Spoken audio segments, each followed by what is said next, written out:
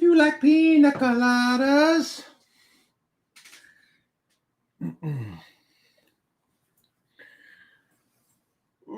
It's kind of chilly. It's kind of chilly out here.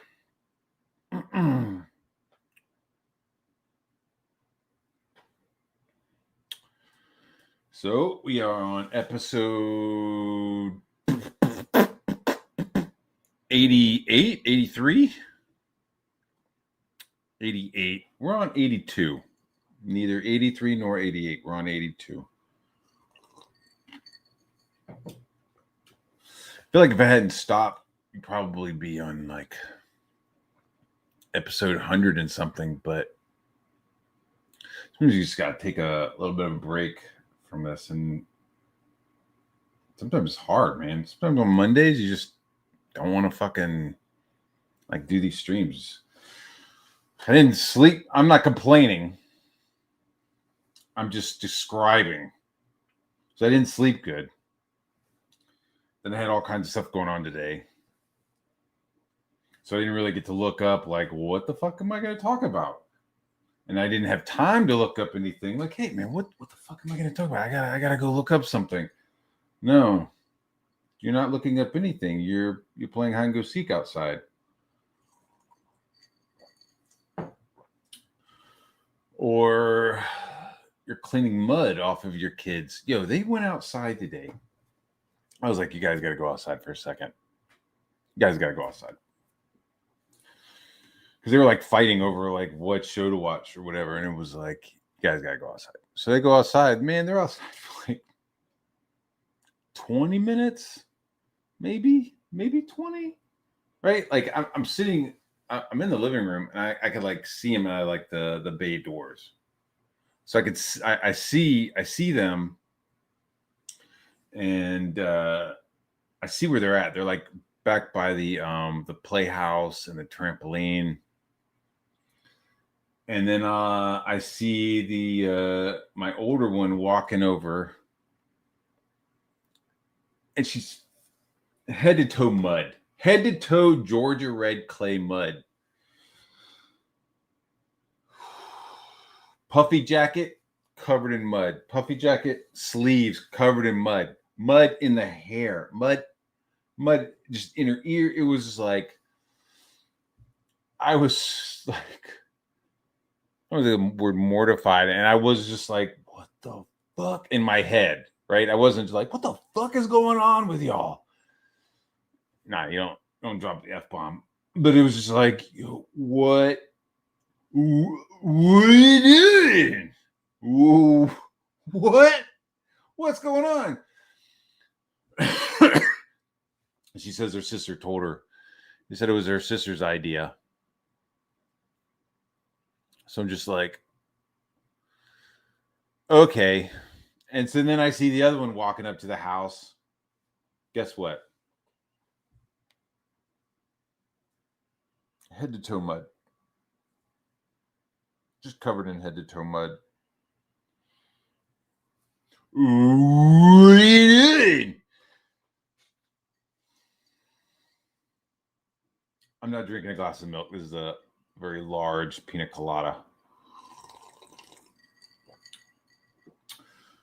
So yeah, waking up, I'm like a short order cook. Daddy, I'm like, what do you guys want for breakfast?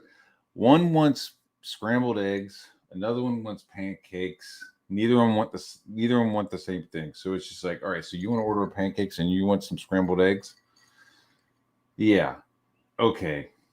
You want some strawberries? Yeah, I want some strawberries on my plate. Okay, sounds good. Yeah, I start cutting up strawberries, and the other one's like, I don't want strawberries. And I'm like, did I put them on your plate yet? Like, what? Like, this is, I like turn, I'm like, why are you yelling at me? What are you doing? Like, do you see strawberries on your plate? No. Why are you getting mad at me? She's like raging. She's like already like super pissed. Like, yo, you're cutting up strawberries, you motherfucker. Who the fuck do you think you are, cutting up strawberries and giving, like, I know you didn't ask for strawberries. So why are you yelling at me?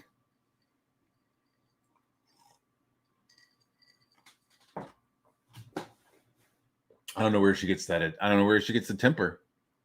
I don't know where she gets that aggression. So then that, and then the mud. And then let's see. We did some homework. That was just like that was pulling teeth to get homework done.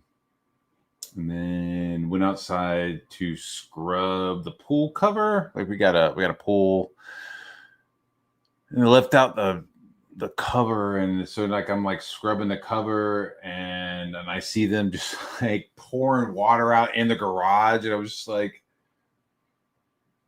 what are you doing? What are you doing? I mean, it's like they're just doing stuff. So I never like fucking rage on them because they're kids. You know what I mean? They're just, it's like in my head, I'm going, oh, so like, yeah, like please don't ever do that again. Okay. I get it. Pouring water onto the carpet it probably looked cool and you've never seen it before. So there's the tactile sensations of like seeing the water flowing on. They're just like jamming on brand new shit. Like coming downstairs one day and there was just fucking sugar all over the counter. It was like, where did the sugar come from? And it's because my oldest just thought it looked cool, like pouring sugar and like moving it around with a fucking toothpick. So she was like drawing in the sugar. So the sugar was laid out and she had a toothpick and was like drawing stuff in it. And it was just like, was that fun? Okay. Can you not do that again for me? I appreciate it. Okay. Are you going to clean this up? You're not? Okay. I'll clean it. You did draw a good cat though. That was a good cat. Man, my oldest, she could draw, man. I'm not really here, but I might be imagining I am. Good for you, buddy. Good for you. Hope everything's going for you. What's up, Hatch? Hail, brother. I'm glad you think it's funny. I'm glad you think my personal life is funny. The trials and tribulations.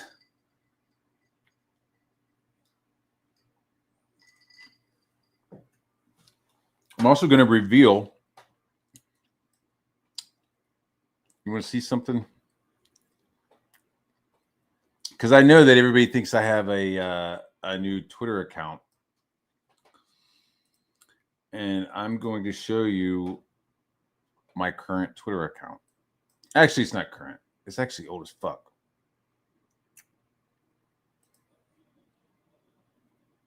But I just use it to lurk.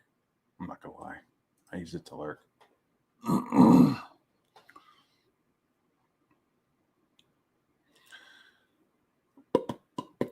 Bringing it up.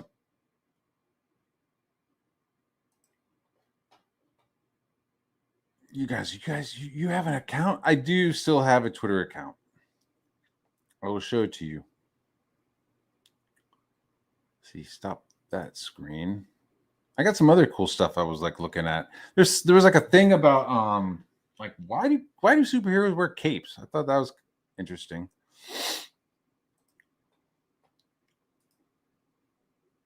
Because I know there's somebody else on Twitter and they think it's me, but that's a negative. That's a negative Knight Rider. I am. I do. I have it's not really hidden. It's just I like lurk on it. Yeah. Because people like send me links and I'm like, I need a Twitter account to look at that. Dude, it is cold as shit here right now. It's no joke. Betsy! Hail, Betsy. How you doing? So good to see you here. Appreciate you being here. Not being facetious. Yeah, so this is my account that I've had for a while. It's Mandibles GN because I have a book. that I've been working on slowly called Mandibles. That's some art of mine. Some more artwork. So it's about a I don't want to spoil it, but it's like a love story wrapped in a rubber monster suit. And all I fucking jam on. This is some of mine. I posted that. My snow tank.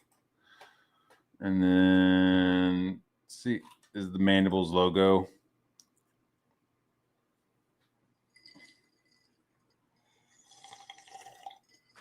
I like how it starts man, and then as it goes into the word, it gets like monstrous.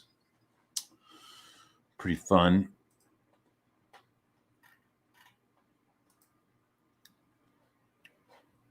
Mandibles, Centaur drone. So I want to have like these like Centaur drones. I don't know. I mean, this is like one of the early like designs of like this like cop Centaur droid that they send out. I thought that would be fun.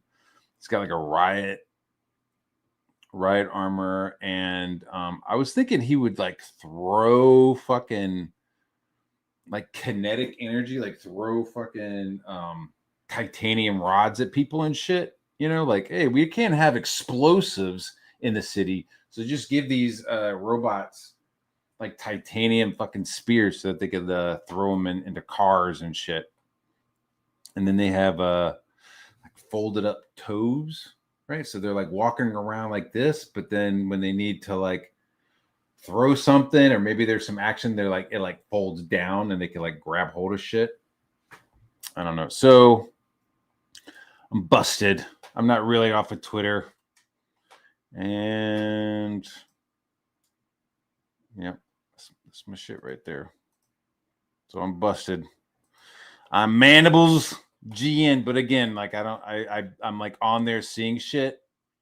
I'm in the Discord, and somebody will like drop a link to something funny that somebody else is saying, and I like fucking go and like, and I can like go and look and like read shit. But it wasn't really meant as a like a lurker burner alt account. It's just I wanted to get Mandibles for the book when it came time. That's pretty dope. It's like hard to look at. Like, what the fuck is going on? Like, it's gonna. What is the rule? Don't talk about shit you're gonna do. But yeah, it's a love story. The script is written.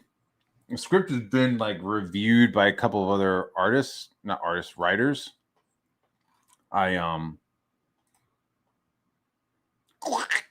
Just a lot. Yeah, dude. Like the first 5 or 6 pages are just like security guards being fucking eaten and torn apart. And it's fun. So I've got the script kind of finalized.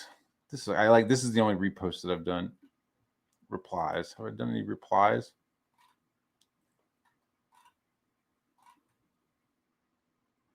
Oh yeah, there's a little bit of like, see, I did. I was like pissed off at like fucking Patrick.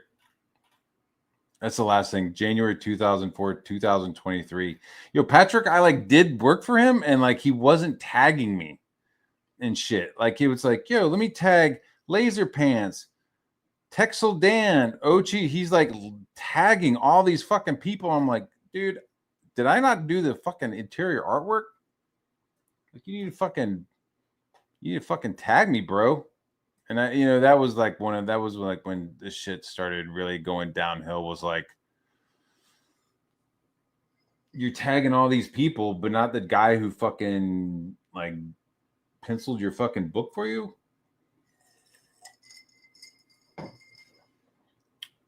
Shade. So because I'm gonna just use this fucking account so I can get some bookmarks. And this is the only thing I bookmarked, man. I apologize.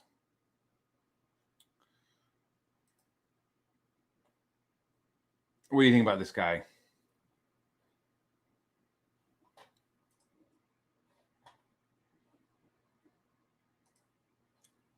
Yeah, I don't even think Wiggles knew about my fucking Mandibles Gene account. It's just sitting there, waiting to be activated. It's like a sleeper agent. And it's clearly like mine. It's clearly got like my art, so I can't just like hop onto Twitter and just start fucking throwing blows and shit. But so this guy, oh shit, what's up? Hail the chat. Hail Wiggles. Hail out of Pangea. What's the deal, dog? What's the deal? Yeah, dude, just don't talk. Just do like. There's a lot of like, this is what I got planned, and like, dude, I'm not talking about shit. I'm not talking about anything I got planned. Not talking about anything that I got planned. Because I feel like, to be honest, like just showing like, hey guys, I have something that I'm working on called Mandibles. Like I just imagine like fuck faces like Wheeler and other people like trying to fucking like just be fuckheads about it, you know? And fuck with me. So, because they don't have anything else going on. Hard R is in the house. Hard R, sir. Hard R. So this guy, I guess, is in the news. He lost the Oscars. Last night. Last night he lost the Oscars, which is fine. That's fine. Not a big problem. Not a big problem for Bucky. But he's going to be Two-Face. He's going to be Two-Face in The Batman Part 2 with Roger Pattinson. No. Reginald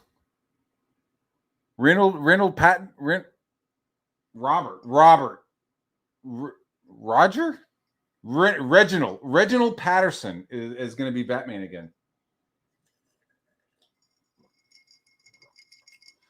If you like pina coladas. So he's going to be the Two-Face in the Batman. Did you like Batman? If you like the Batman, drop a 1 in the chat. And if you thought it was a fucking snooze fest, put a 2 in the chat.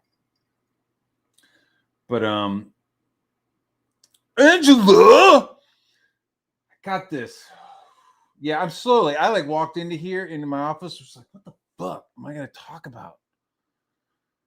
Fucking frazzled. But and I haven't been smoking weed for a couple days. So I'm not saying I'm an open nerve or anything, but it would be nice to be high right now. Anyway, so what do you think? What do you think? The Batman was too long. I love the Batman. Okay, I'm. You're both right. We'll get to this. I think the Batman was maybe 10, 15 minutes too long. There were shots and situations that felt like the same fucking thing. Like I'm watching it and okay, Batman and Catwoman, they meet in the scaffolding of a half-done building, sunset or fucking sunrise, whatever the fuck it is. It's like, you know, red light, red sky. And you're like, okay, they're talking, you know, they got to talk some shit out, whatever. And then like 30 minutes later, they're at the back, location, right back there, into the scaffolding in the same, like you're showing me the same shots you showed me fucking 20 minutes ago. I mean, they're good looking shots, but it's just like, I've already seen this shot, dude. You already showed this thing. Like, why are you like sending him back to this spot to talk about more shit? There's just like moments of that where I was like, this is fucking long as fuck. And then don't get me wrong, whatever the little chicken head they got to play Catwoman, she's cutie pie. But there was like some shots like that when Batman like sends her undercover into the club, you know, the real club. There's just like a 30-second fucking shot of her like walking from behind with her like the way she's like fucking walking like she's missing a couple of fucking vertebrae. She's like just swinging it around and shit. It just felt a little too long. Not that I was just like, oh no, seeing ass. It was just like, all right, that's her butt. Okay, she's walking. Okay, she's still walking. We're looking at her butt. Okay, here we are. Still looking at her butt while we're walking. Not that I don't have a problem with it, you know what I mean? But it was just like, as a storyteller, I don't know. I'm definitely not a filmmaker, but I probably would have trimmed that down. You know, I would have trimmed that part down. Because I don't understand how like you cut out the whole scene with the Joker, but like you leave these like unnecessarily long shots in it. But I did like the Batman a lot. So Sebastian Stan was Bucky in the Marvel universe, the MCU. Bucky is the friend, partner of Captain America during World War II. They're like buddies in Brooklyn. This is him, that guy. So he's gonna be the new Two-Face. Good actor. I've seen him in a couple of things. Cool. The only thing, man, I don't give a fuck about Two-Face. I don't give a fuck about Two-Face at this point. I want to see something fucking different. Like somebody was like, yo, man, they may have like a cryogenic cosmonaut accident as fucking Mr. Freeze. Like, oh shit. Okay. Or Paul Giamatti is going to be fucking Scarface. Like, oh shit. All right. A fucking ventriloquist with a fucking dual personality? Bring it, bro. That sounds fucking dope. Killer Moth? What? Give me some Killer Moth. Fuck. No. They're going to give us some shit we've already seen. Hey, you remember that shit you kind of liked in the other movie? Well, we're going to give you some more of it. We're going to spend millions of dollars to show you some shit you've already seen before. That would be my fucking... If I was in that meeting, I'd be like, nah, no Two-Face. Don't do Two-Face. Don't do anything that's already been done. The fucking, like, the Batman Rogue Gallery is fucking, like, is insane. Literally, they're all in fucking Arkham. But, like, it's extensive as shit. I could literally probably write a thesis on Batman. The Batman was like the last comic book that I was buying on the regular. That was the last one. Batman and Walking Dead. And then I stopped. And then once Greg Capullo left Batman, I fucking stopped. I stopped buying it. I guess I was more of a Greg Capullo fan than no, I am definitely a Batman. So it was like Batman is my jam.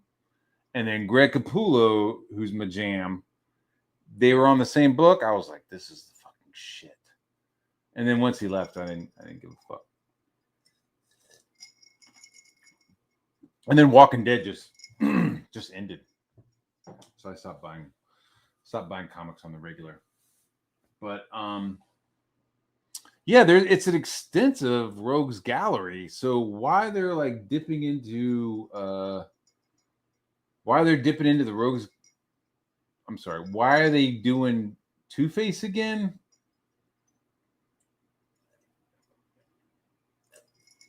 I'm telling you, man. Paul Giamatti as Scarface would be the fucking shit. Honestly, I think Sebastian Stan would have made a better Batman. But who gives a fuck? Egghead. Thank you, sir. Uh-oh, we're getting... Tigress would be good. I don't know who that is. I don't know who that is.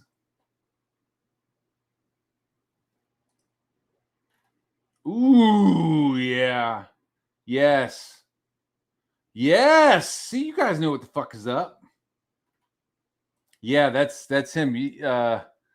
Wiggles is like squinting. He's like, I didn't recognize him without his metal arm. It's like, oh, he doesn't have long hair and look angst. What a cool idea of just like, they injected him with like the Russian version of the super soldier serum and then just like put him on freeze. Also, the whole train station, blue, porcupine, bohemian,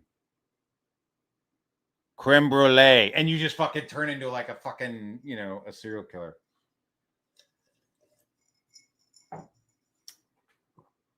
Yeah, Zaz would be good, King Tut, Jesus fuck. Zeus, right? I mean, there's so many. So many. I don't even, dude, I watch Bird of Prey. I'll admit, dude, we have like the one lady in the chat. She'll tell us. You're not wrong. You're not wrong.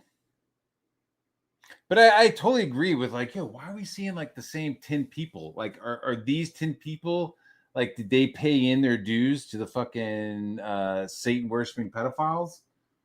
Like, everybody else is like laid on their dues, so they're not getting work except for these 10 people.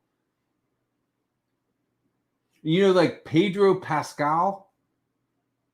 That fucking shirt he wore to the Oscars, dude, just say you're fucking gay.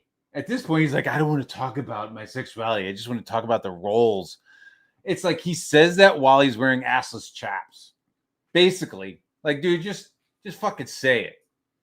Just fucking say you're gay, dude. Don't be fucking stupid and coy about it. Like, I don't want to talk to anybody about my sexuality, but my assless chaps were made by De La Rennes, and my Baldo was produced and distributed and sent to me by fucking Ricada.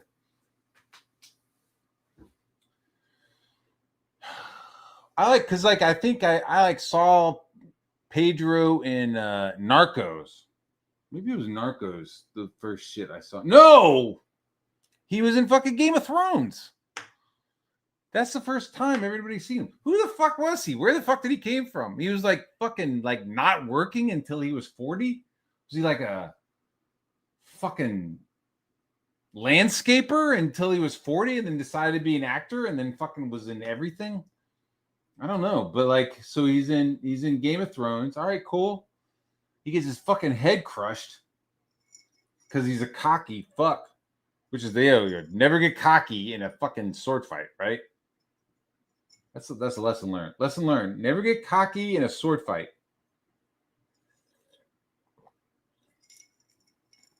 And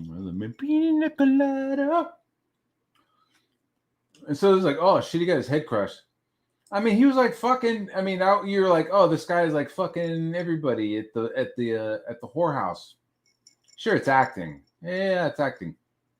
And then you see him in Narco, and there's no like, oh man, that guy is probably fucking got daffodils in his fucking back pockets. Like, you don't, you're just like, you're not expecting him to fucking like go down to the favela and fucking lift some shirts. You know what I mean? He's just fucking, he's there, but so he was like, okay, that guy, cool. He's in this. Then we went and saw Kingsman. Oh shit, Narco. Oh, cool. That guy, Pedro, he's in Kingsman. Okay. Good for him. You know, he's moving into movies. Okay. Then he fucking is in Mandalorian, and you're like, damn, bro. Like, you fucking, how many jobs do you got? How you scheduling this shit? That's for, damn, bro. How you scheduling all that shit? Then he's in fucking Last of Us. And he doesn't even, it's like, okay. Now you're in that. What? Fantastic Four? Guess what? You're in that.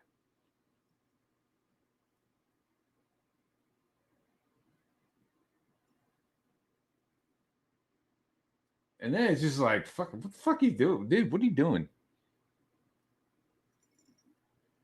So I get he's like the DEI, like that period of time when, like, you know, we were like, Hollywood was like, okay, we still need to make movies with fucking guys. Can't just be all fucking chick flicks. So let's go ahead and get like a dude. So they found a Hispanic gay man. He's checking all the boxes. So they get a Hispanic gay man to like literally fucking do every role a fucking dude would do. They're gonna reboot the Batman with fucking Pedro Pascal's Batman and Commissioner Gordon and the Riddler. Yeah, I feel like there's like a certain level of like saturation, and it's like you feel bad for like actors, right? Because, like, you know, most of their fucking life is like struggling. Like I knew actors in New York, and they were constantly going to like auditions and doing fucking workshops and fucking off Broadway shit or whatever, you know, and they're like just constantly, but like they're just fucking waiting tables and being fuckheads. And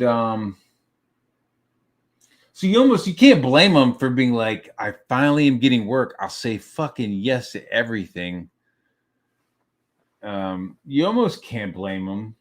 I mean, there are some actors who are like, yeah, nah, I don't want to take everything that's offered to me. But that's like it's like you want to be a really good actor, but then at a certain point, like your celebrity and your stardom, your stardom, your exposure has outweighed your fucking acting abilities in a way. Like you yourself are overshadowing the project that you're working on in a way. And it's unfortunate. It's almost like, okay, you got to kind of play that fucking thin line of like getting work, but not being too overexposed. But then also, like, once you have a certain fucking career, it's inevitable. It's inevitable. I mean, a good example, like a good example of this would be like Tom Cruise. Where do I begin? It's just we're just watching Tom Cruise do shit at this point. You know what I mean? Like maybe with like Tropic Thunder, you're like, oh shit, he's doing big hands. He's got fucking a bald cap. But for the most part, we're watching Tom Cruise like fucking run. We're watching Tom Cruise like just like do shit that Tom Cruise was like thinking about doing on a weekend. You know what I mean? He's like, man, you know what'd be fucking dope? Let's go to Japan. And Tom Cruise is like, yo, let's go to Japan and make a movie. The Last Samurai.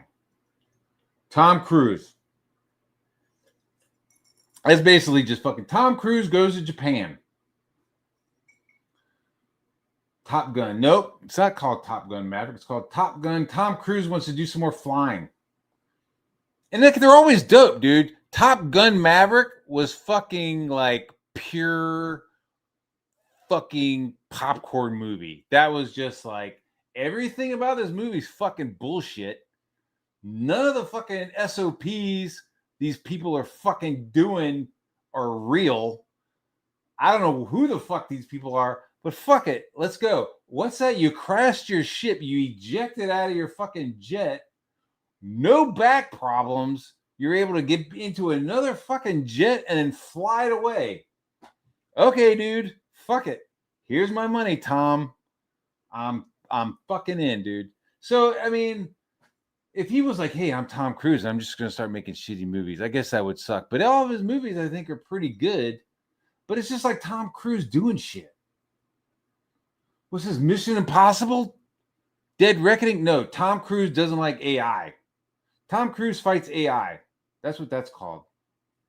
Oblivion? No, it's called Tom Cruise likes a motorcycle, and he wants to do a movie with Morgan Freeman.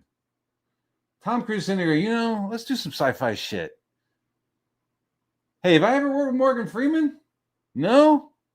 Yeah, let's do some Morgan Freeman shit. Hello. Oh, that was a horrible Morgan Freeman.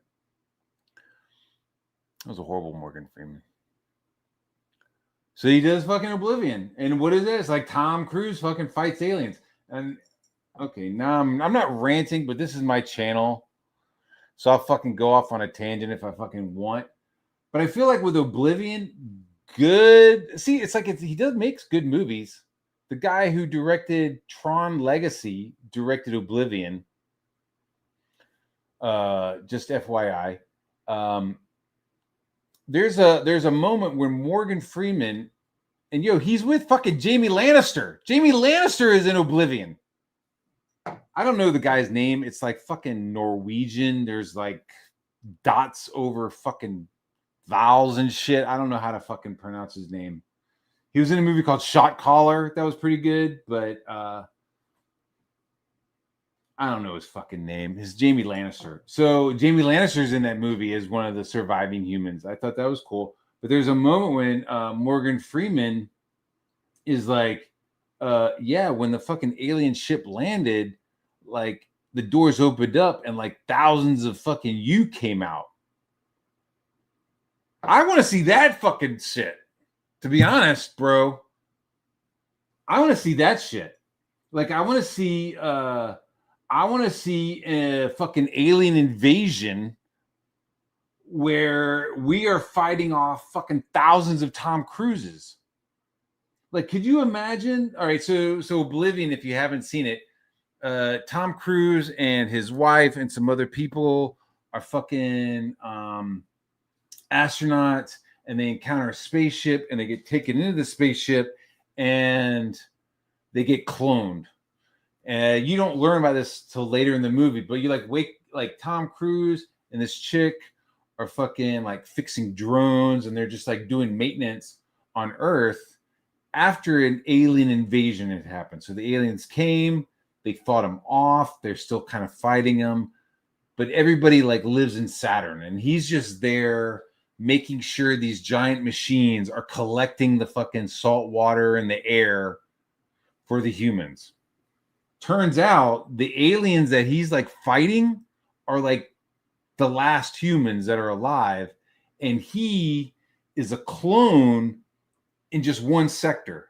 So there's like hundreds of sectors all around the planet, and he's like, oh, I'm sector 82. So there's like clones of Tom Cruise all over the planet, like being like maintenance guys. And so he like finds out that he's a clone, finds out that the woman that he's been fucking is not his wife. His wife shows up and it's like, hey, so you're like my wife? Cool. I've been fucking this chick. So then it goes into this whole thing, but like the cool part is when Morgan Freeman is like, yo, when the aliens came, like when the alien ships, the invading ships landed, like it opened up and just thousands of Tom Cruises. So they captured Tom Cruise and cloned him, and then fucking used like a cloned Tom Cruise army to fucking take the planet. God damn, you're fucked. You're fucked. Like, yo, there's thousands of cruises. TCs. We're dealing with fucking TCs, dude. Everywhere. Like, they're just fucking swarming. They're doing some fucking World War Z shit where they're like piling on each other to like jump over fucking walls and shit. You're just like, yo, like, Tom, what are you doing, bro? Tom, stop. I love fucking risky business. And he fucking like stabs you with like a fucking alien bayonet. Just thousands of fucking Tom Cruises just coming at you. It's fucking terrifying, dude. Because how you can't stop it. There's no stopping Tom Cruise.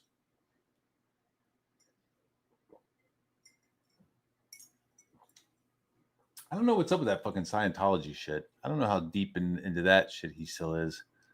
You know that movie Reacher? Where it was Tom Cruise? That shit should have just been called Cruise. Instead of Reacher, it should have just been called Cruise. Because I've read the books. And Reacher, like whoever, I don't know who the fuck, I don't know, that fucking Lummox who's playing fucking Reacher on Amazon Prime. I don't know what his name is.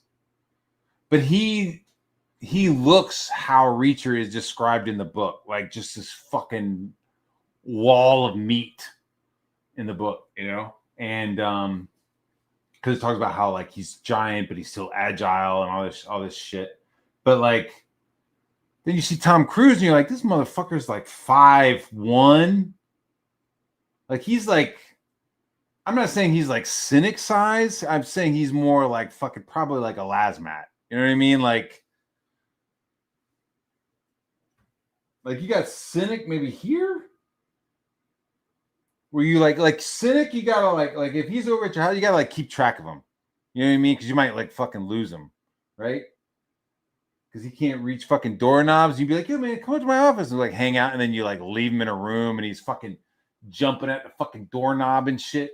Now it's not like Cynic size. He's like a Lasmat size, which is like just above the legal like limit of being like you're fucking there's something wrong with you.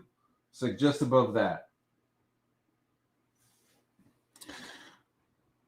But yeah, that's some Tom Cruise shit. So anyways, that was my tangent about Tom Cruise. He's a fun-size Reacher.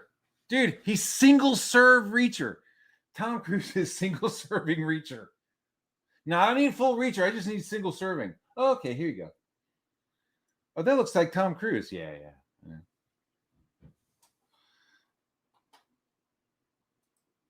No, I'm not going to stop. You got me banned in your chat, and here you are on mine, enjoying yourself.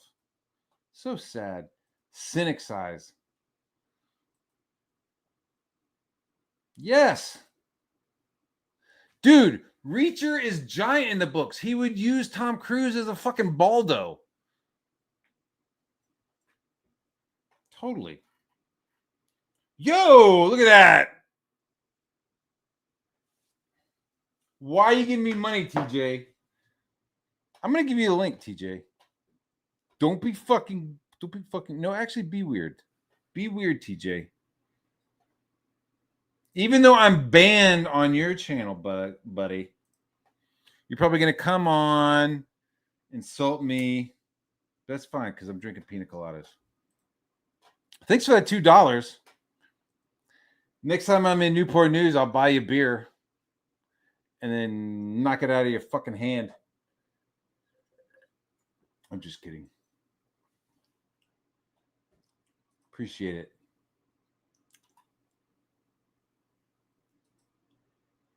Oh, don't stop. Okay. Yeah, I don't know. So actors, that's basically what I was getting at was overexposure of actors, and Tom Cruise is like the prime example of just it starts to like overshadow the performance when you like recognize the person. So I don't know. I don't know how you would deal with that. I mean, being an artist is like similar. You know, being an artist is super fucking similar. You know, like actors in the beginning will like fucking do commercials. You know, you got Jason Statham doing fucking oiled G-string dances and fucking techno videos and shit. Yo, I was like, what the fuck? I saw that the other day. It was the transporter, right? Like the toughest guy. He's like doing these fucking weird ass gay moves in the back of a fucking techno video. And he's like wearing a leopard skin fucking like thong. And he's all oily and shit. It was like, dude, you ain't no fucking working man. Like, I can't watch those Statham movies anymore now. I'm just like, nah, man. You ain't no fucking Chuck Norris, bitch. You ain't no Chuck fucking Norris. So the overexposure. So I don't know. I mean, it's like with O.J. Simpson. What's going on, TJ? It's good with you, man. Just chilling, dog. Restarting my my Monday show of just covering awesome shit. Can I get it out the way? As soon as I figure out and learn how to unban people, you're first on my list, bro. I'm going to unban you. I banned you on the whim when I was fucked up, whatever. It ain't personal. So as soon as I'm gonna make an effort to unban you. You know, because it ain't right. So I appreciate you having me on. I want to get that out of the way. Thanks for the $2. I'll send you $2 next time I see you streaming. Yeah, man. Hey, look, if Sin watch this, when I sent the $20 on Aunt's birthday, I did not give that to you, motherfucker. That was for Aunt. And don't stream no more. So hopefully you can PayPal them or something. Get Aunt that $20. That wasn't for you. Who the fuck are you talking to me? No, I'm talking to Cynic. If he's watches it, that it was Aunt's birthday they were streaming, and I was like, I sent Aunt $20, like happy birthday. You know what I'm saying? I just want to make it clear that I didn't give you $20. Fuck you. You know what I'm saying? That was for Aunt. No, I just want to make sure that's clear. Nah, man. Cynic took that fucking $20 and added another layer to his fucking shoes. He was like, $20? No! Stop it, man. Come on, man. That motherfucker's got these Nikes with like platforms. They're just like fucking layered up. Custom Nikes. Custom. Because you see like the fucked up people where they got like one short leg and they got like a normal. Yes. That motherfucker got 2 pair of those platforms. Remember Mr. McAfee? Remember on my Living Color, Mr. McAfee was the hall monitor, had one of them shoes where he had the joints. He had the little bullhorn. Like, don't be laughing at me. It was, you don't remember what I'm talking about. I remember Living Color. I don't remember the hall monitor guy. Yeah, it's one of the skits. Did you watch the Oscars last night? Fuck no. Why not? Why would I? You know what I'm saying? I don't know. I don't give a fuck. No. You know what I'm saying? I mean, normally, yeah. Fuck the Oscars. Fuck them in the I heard Michael B. Jordan. I was about to bring that up, sir. That's what I was about to bring up. Hey, look, I went to the movies, watched it. It was a good movie. Was it Oscar worthy? No. I haven't seen everything else, but I'm pretty sure something came out more Oscar worthy than his. Even though he played 2 people, it was a hell of a performance. Oscar worthy, no. Yeah, I that's what I was thinking. Not. I thought it was a good movie, but it was a good movie. Horror movie, and I was like, what? Really? It was. And then it had the underlying racial tone that everybody would act like it didn't have, but. People want to see it didn't. People said it didn't, dude. No, it was racial. It was racial as fuck, dude. Absolutely. And black people want to act like it wasn't. It was like, bro, that shit is racial as fuck. And I can understand why people being like, man, I don't want to sit in the theater and watch people just telling me I ain't shit. You know I don't mind it, dude. I'll watch fucking 12 Years a Slave all fucking day. I don't give a fuck. I'll watch that shit. I'll be like, damn, that's fucking crazy. Let's change the topic, man. Yeah, damn, you fucking white people are fucked up. Just because somebody is white doesn't mean I'm gonna fucking team up with them. Just FYI, TJ. Just man, I'm so tired of the black and white shit. It's exhausting. It's to the point where, like, if you don't realize that it's I feel like some people are pushing it because they're profiting off of it. I feel like it. I feel like there's like maybe some like profiting off of the racial if you have a book called Black Riding Hood and the whole aspect of the fucking book is the Klan and black people and vampires and niggas being, I mean, it kind of sort of is what it is. Would you agree with that, or am I bugging? No. Yeah, that's like it's that dude. Black Riding Hood is goofy shit, dude. I find a chubby divorced white man from Michigan fucking like writing about black people, fucking corny as fuck, dude. I'm just like, Nah, you can write about black people, but you ain't just gotta make it. I mean, could you Come like because on, he bro. what? Because he watched And fucking Dead it's not even Presidents that. a couple times. Like, Dead you presidents. know what I'm What you saying? know I'm about just that? like he watched fucking Boys in the Hood, and now he's He's gonna from Detroit. fucking He's from Detroit though. is Trust he? me. John ain't green. I guess. I don't Okay. know. Oh, he's He's from from Eight Detroit, right? Mile. I don't know. I don't He know. doesn't feel like somebody who He's a goes like, to Detroit on the regular, I but think that's just me. John. This is what I think of John. Straight up, I think John is a cut of the chin dude. Used to be, he if he have to do what he got to do, he'll do what he got to do. He drew. He looked at the Rob Liefeld. I remember those days of the right Liefeld too. Everybody there, you know what I'm saying? We didn't see we know. So I mean, but I just think he's racist as a mother. I don't want to talk about this, man. Let's talk about No. something different.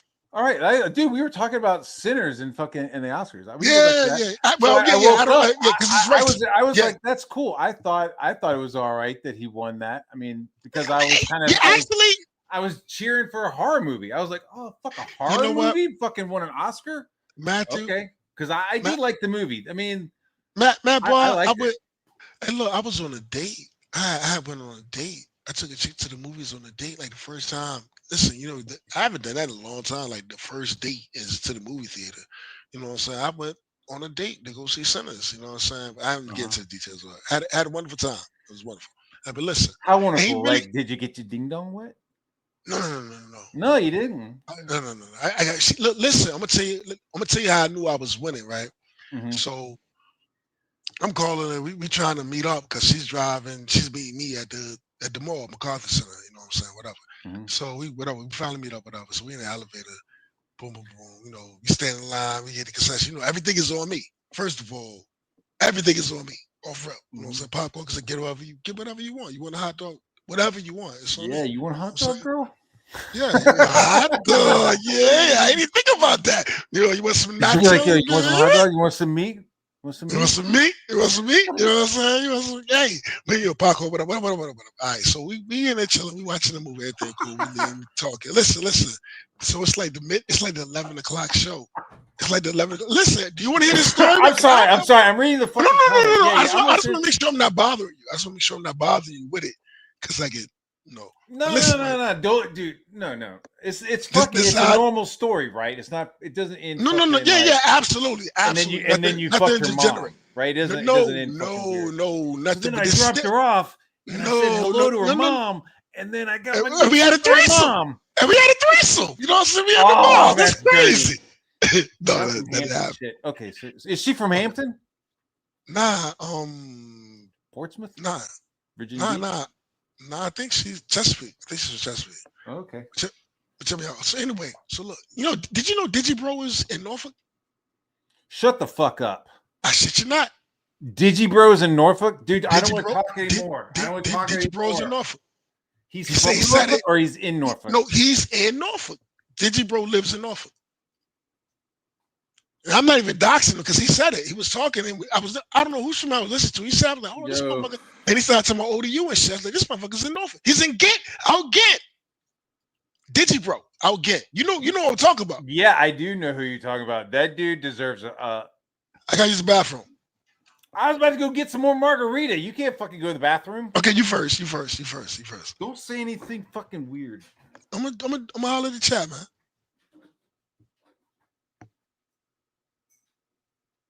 Chat talking about newscast goal last. Oh, rather stream last night. I ain't even see that shit. I ain't show up. Maddie says, see the kids coming for that money. Hey, if you want it bad enough, come and get it. You know what I'm saying? The Oscars are racist now. Look, Michael B. Jordan. It was a really, really good. He really did his ass. I'm gonna wait for Matt to come back because I really had. Oh, I gotta wait for Matt to come back. Make this weed real quick. Hold on, I gotta clean this ball. I thought I smooth this. Man, I did a good deed today. I told y'all the storm was coming, man. People got stuck. It was on my street, like it flooded and shit. This little young white lady, she was she was definitely under 18. She had braces on her teeth. She was so scared and nervous, and me and my neighbor helped push the car out the way, and call your father. I bought her a bottle of water. She was freaking the fuck out. You know what I'm saying? What do I do? What do I do? And another guy, an older white guy came up that you could tell was a mechanic because he had on a fucking mechanic suit with a cigarette hanging out of his mouth. I'm not even making this shit up. He's like, "Is everything okay?" And you know what I'm saying? I had a good day, man. I had a very good day, bro. I got a piss, man. This nigga making margarita. All right. So we got here. Ew. It's on Rumble. All right, bet. It's on Rumble. Okay. Yeah. But yeah, man, I had a really good day, man. I mean, I ain't got it. The Lord is good, man. Believe that. For real, for real. Hold on a second. I'm gonna mute myself real quick. That might not go down on this. Yeah. You got children and shit. You got little kids and stuff.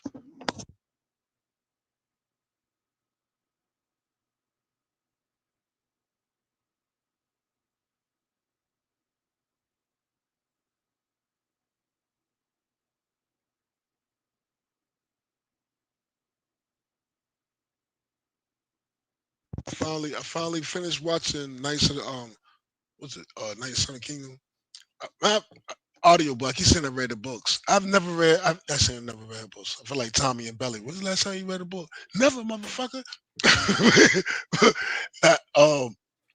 Audiobooks, man. I'm telling you, audiobooks is the shit. But anyway, Night of the Seven man was awesome, man. I got 2 complaints. The one was the first episode when dude shit it, which was just unnecessary. It was just like, why? It was one of them things where it's just like you're trying to be edgy, but really, you know what I'm saying? That was unnecessary. And then it was the second episode when the old guy came out there with the huge dong. And it was just like, why? You know what I'm Are you saying? talking Like, about fucking Night of the Seven Kingdoms? Yeah. Other than that, the show was excellent. Stuck to the books, straight, stuck to it, didn't veer. It veered off a little bit on some things, but not. Dude, the first, what was it? The first 2 episodes? I got to piss now. I got to go piss now. Okay. All right. Tag team. I watched that show. The first episode was like a lot of like weird like fart jokes and shit, and I was like, I don't know, like I gotta laugh at like my kids farting all day. Just like watching the show, I was just like, I kind of need something other than fucking fart jokes. And then just seeing that fucking dude like walk out with his fucking horse cock was just like, the fuck are we watching? But it was also just like, yeah, well, that's fucking Game of Thrones. You know what I mean? That's fucking HBO. Like, you just got to be like, why the fuck do you got to do that? Like, you couldn't just have like a normal show. You got to like add some fucking weird fucking shit to it. But after the after the old man flaccid horse cock, it kind of like leveled out a little bit. You know what I mean? And I don't know if it like the first maybe 2 episodes was just like being goofy and setting up shit, and then they got into the story. I don't know because I haven't read the book, comics or whatever.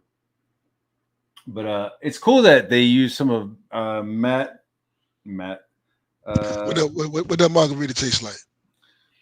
This pina colada tastes amazing. Pina colada, that's my shit too.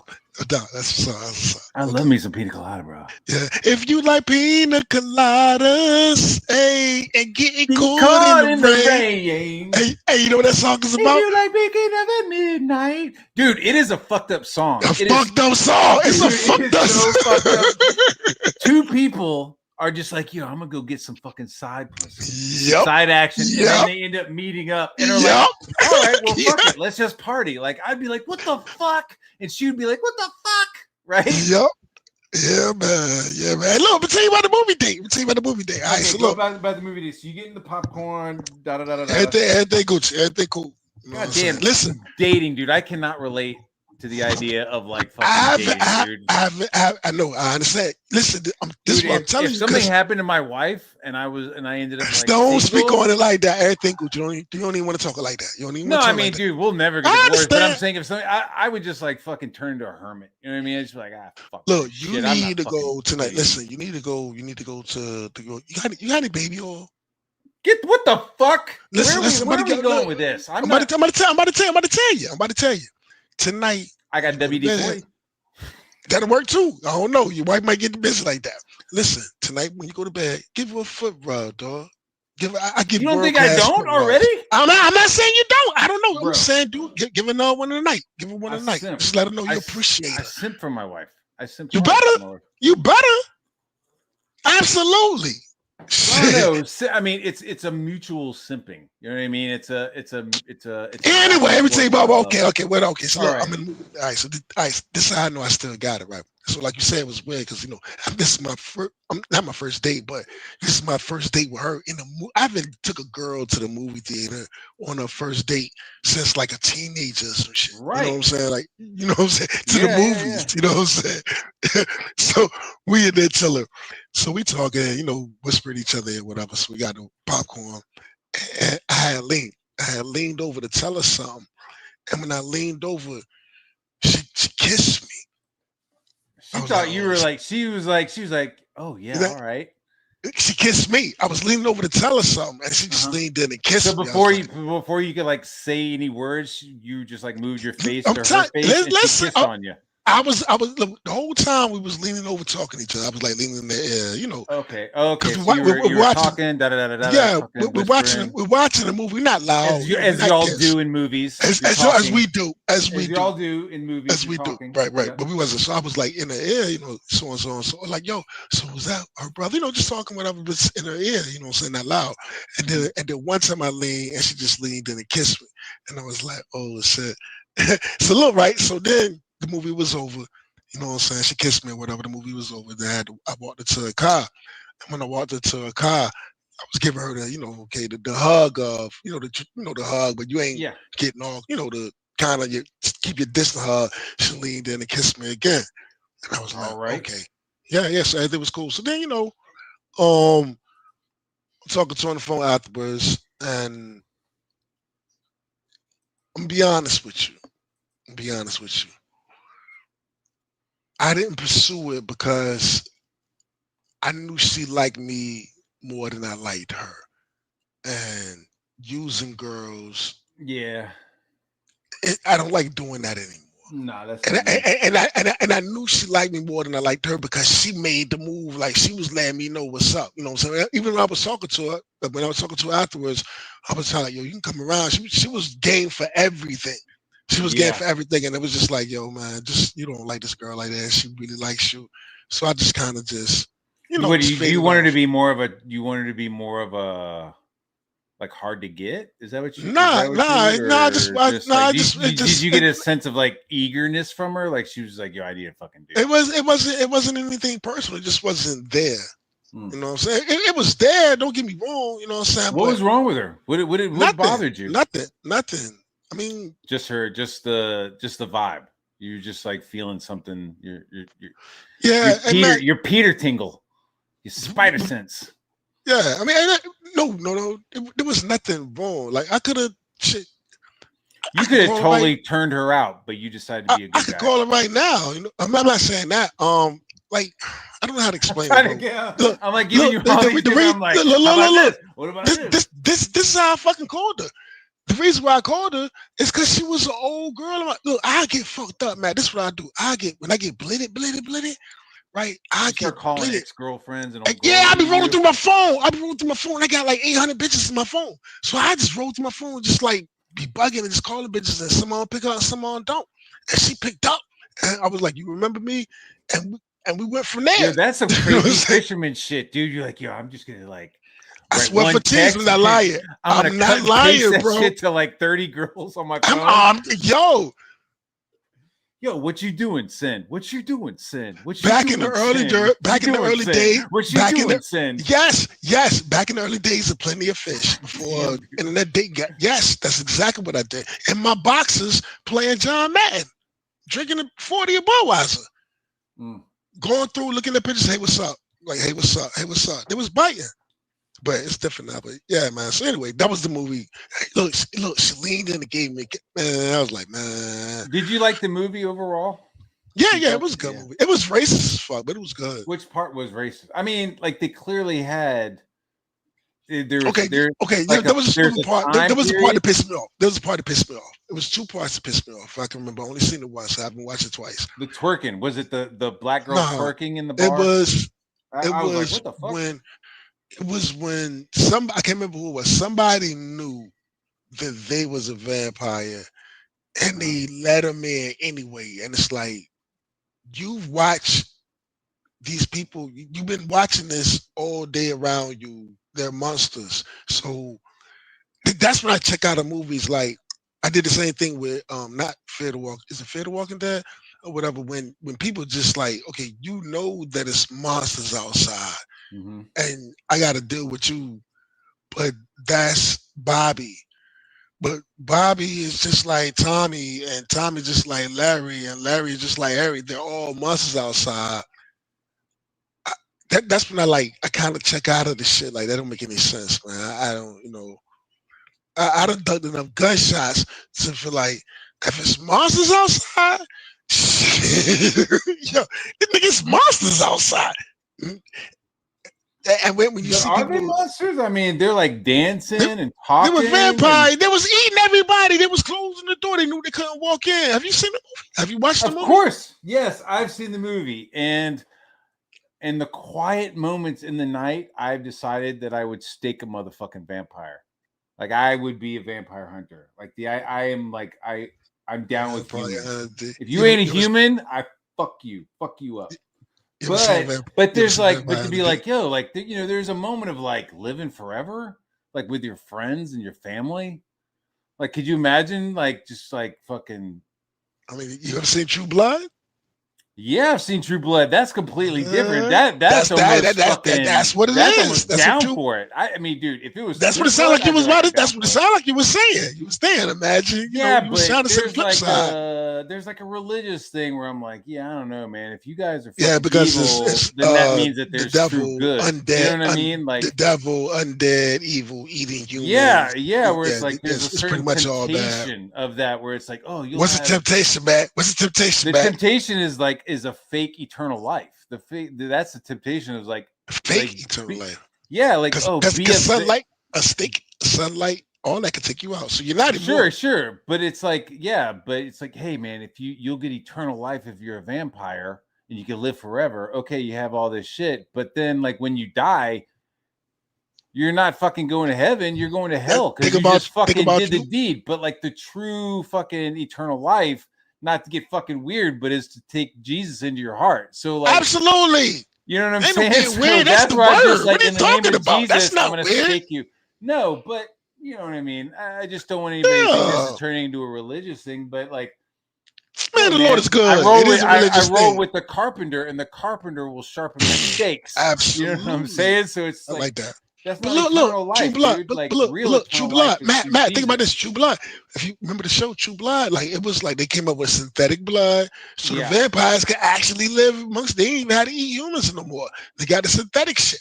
You know what I'm saying? But they were all like, "This is bullshit. Like this tastes like fucking shit. Like compared to like real fucking jam." And then when they died, they just like burst into fucking blood. So it's like, what if they just like go into oblivion, or they go to hell, or you know what I mean? It's like, what was that black girl's name with that beautiful black skin? Tara. Yeah, that girl was fine. That was Lala's fucking cousin or something, right? Lafayette's cousin. Lafayette.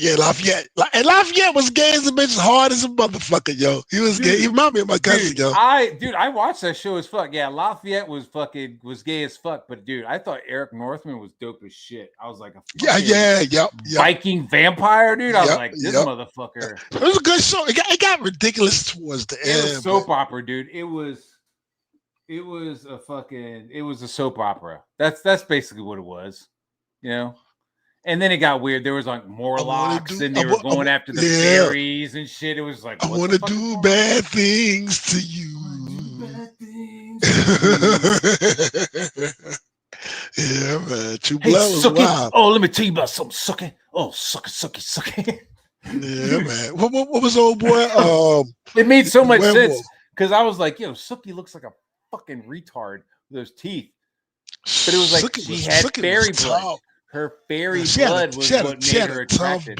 She had a tough body on her. Dude, man. her body was dope, dude. But that gap, I'd be like, I would I just like that stick my shit. finger in it. Nah, dude. If And she she was all talking, sweet. And she sweet, I would sweet just little reach something over and back. put my finger in that Oh, fucking gap and be man. like, You from Georgia? What are you talking about? I'm not from Miss Sweet Georgia. Atlanta. Oh, you from I you live in Atlanta. My bad. I apologize. I My bad. live, I live in Georgia, My but bad. I'm Yeah, from you fucking from around the way. Denby. Yeah, Dude, you I'm from from around the fucking way. I Denby, dude. apologize. No doubt. I apologize. I was wild. But that was absolutely because I'm high. I got my first BJ on Warwick Boulevard, bro. Come on. Good.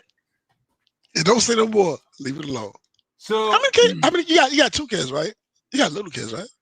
I got 4. I have Oh 4 shit. kids. Damn. Okay. Right. Yeah, little ones. I got 2 little ones, and then I have 2 older ones. I got one that's in the Navy. She's getting deployed next month, and she was in Norfolk for a little while. Okay. And then I got another daughter, and she's going to law school. That's what's up. Yeah, man. dude, that's dope as shit. She was like, "Yeah, I'm gonna go to law school." I was like, "Fucking yes, Absolutely. yes!" I was like, "Daddy needs some contracts to look over." Like, what kind of law are you doing? She's like, "I'm not sure yet." I'm like, "I need you to do entertainment law for me." But yeah, that's how many people I got. That's how many people I'm making. Hey, look, that's a blessing, bro. Hell yeah, son. You think you got any more? You think you got any more in you? No, I mean, nah, dude. I'm turning 50 in April, dude. Okay, I'm right behind you. The late nights, I'm done, bro. I can't do those late nights anymore. Maybe if I like struck it and got like a couple nannies or something, but I got you. No, absolutely. I'm right behind you, though. I'll be 49. I'd be worried about like who we're making. You know what I mean? Because like once you get to a certain age, like the chances of making a fucking retard is like it goes up. Oh man, shut up, man! I don't even like talking about stuff like that, man. Dude, that's why, dude. My brother, 10 fingers, 10 toes. No, man, like my brother, like graduate, he like retired. I was riding fucking Navy, retired from the SEALs, and married a woman. They were like, "Yeah, we're not having any kids." I was like, "Why not?" He was like, "They might be retarded." I was like, "Oh shit!" All right. Man, I was riding down the street, like right around the corner from Missy Elliott Boulevard. You know what I'm talking about? You know where I live at. You know what I'm saying? You know the area. You know what I'm saying? Whatever. And it was like it said it was a building. I think it used to be a blood bank. And it went from a plasma bank where you can go, and donate plasma, and it changed it to like the institution for like autism. I shit you not, I'm not even making it up. What? Yeah, it was like the school of autism, or not the school level. It was something. It was basically, which I'm not knocking it, but I'm just saying, I guess autism is so prevalent or relevant now that there's places. School. Yeah, bro, I'm telling you, I'm not making it up. I'm not making it. Next time. I'm making it up. So, man, there was a So I graduated from Denby and moved to New York City and went to SVA, the School of Visual Arts, and their main building is on 23rd Street, and down the block is the fucking like deaf blind school. Yeah, dude. Yeah, dude. You like see all these kids just like walking into the wall and shit. But I got two. No, I know. I got deaf people, but I got deaf people in my family. Always have. You know what I'm saying? Like prominent people. That's like, look, I got 2 nieces, 2 cousins. I tell you about 2 cousins that are deaf. So I remember, my cousin was like, she went to the city, and it was a big deal that she wanted to put a street sign on the street that deaf child area. It was a big deal. Like, yo, we need to go ahead and make everybody in the family, to make the city put that sign out there. You know what I'm saying? Deaf child area. So I get that. But what I was saying with the autism shit, it was just, I never thought I would see like, it was like a center for autism and I shit. feel like is it me, or have you heard some of the statistics of like inoculations or what the kids get? It's like the more they get, like the ramping up of the autism. That's what they say. That's what I right? said. Like, I mean, yo, but, stop giving my kids fucking shots because it's like the man, I got shots though, triggering man. shit. We all got shots. When I was in Yeah. military, when I was in military, I walked down the line where they just like a assembly line where they just poked your ass. Yeah. You know what I'm saying? You know, they But just those, poked your but ass were until you got to those, the end of the line. but those were And then, vaccines. Those were vaccines that were probably 50 years old by the time we got them. You know what I mean? That's what I'm wondering. I'm like, are kids now getting shit that yeah, I hasn't mean, my quite kids, been tested out? when my kids went to school, all of my kids, you had to have their shot records right, and You see this? you had to have their shot records right in order for them to attend public So school. Goldworm saying as a kid we had 12 shots, and now they're like asking for 52.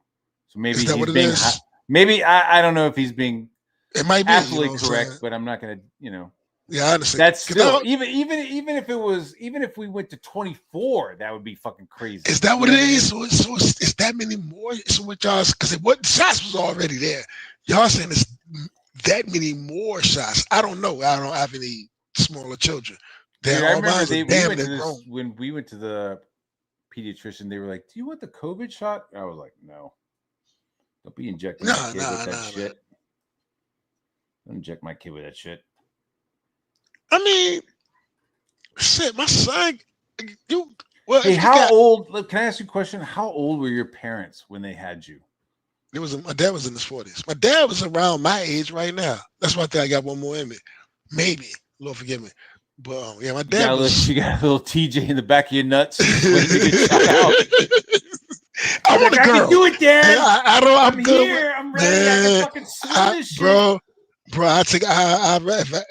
I want a daughter. If I had to pick, I'd pick a daughter. I got 2 sons. I'm good. They Gucci. The girls. Yeah, dude. I make girls. Oh no. We just talking. Oh no, we just talking with y'all. But yeah, I'd rather have a girl. If I have a boy, hell yeah. Don't get me wrong, boy. Shit, I would not be mad if it was a girl. I'm cool, dude. I don't know. If I had a son, I don't know. Like my girls, I'm a total pushover. But I think if I had a son, I would just raise him like a monster. Just like he'd be like Hannah. You know what I mean? I'd be like attacking him with a knife and shit while he's 12, just to make sure that he could fucking handle it. You know? You ever seen the movie Hannah? I'd be training him like that. I'd be like, "You gotta take the planet, boy." Man, boy, I'm gonna tell you, young boys turn to young boys. Young boys turn to young men, and they hate their dads for a while. No, it's not even. It's not even that. They just.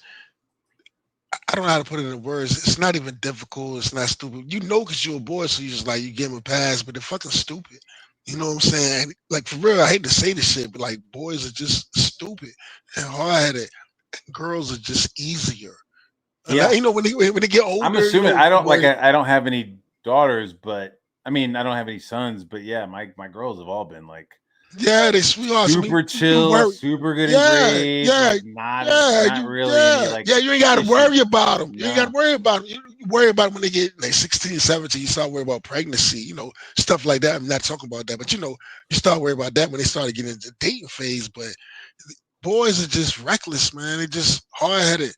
Yeah. You know what I'm saying? But they're good. Even when they're good, they just sometimes, man, you'll say something to your son, you just looking at him, you just be like, he's looking at you, he's being honest, and you just like, this motherfucker is clueless. You know what I'm saying? Like, he doesn't, he's looking at like, this motherfucker is clueless right now. You know what I'm saying? But yeah, you love him though.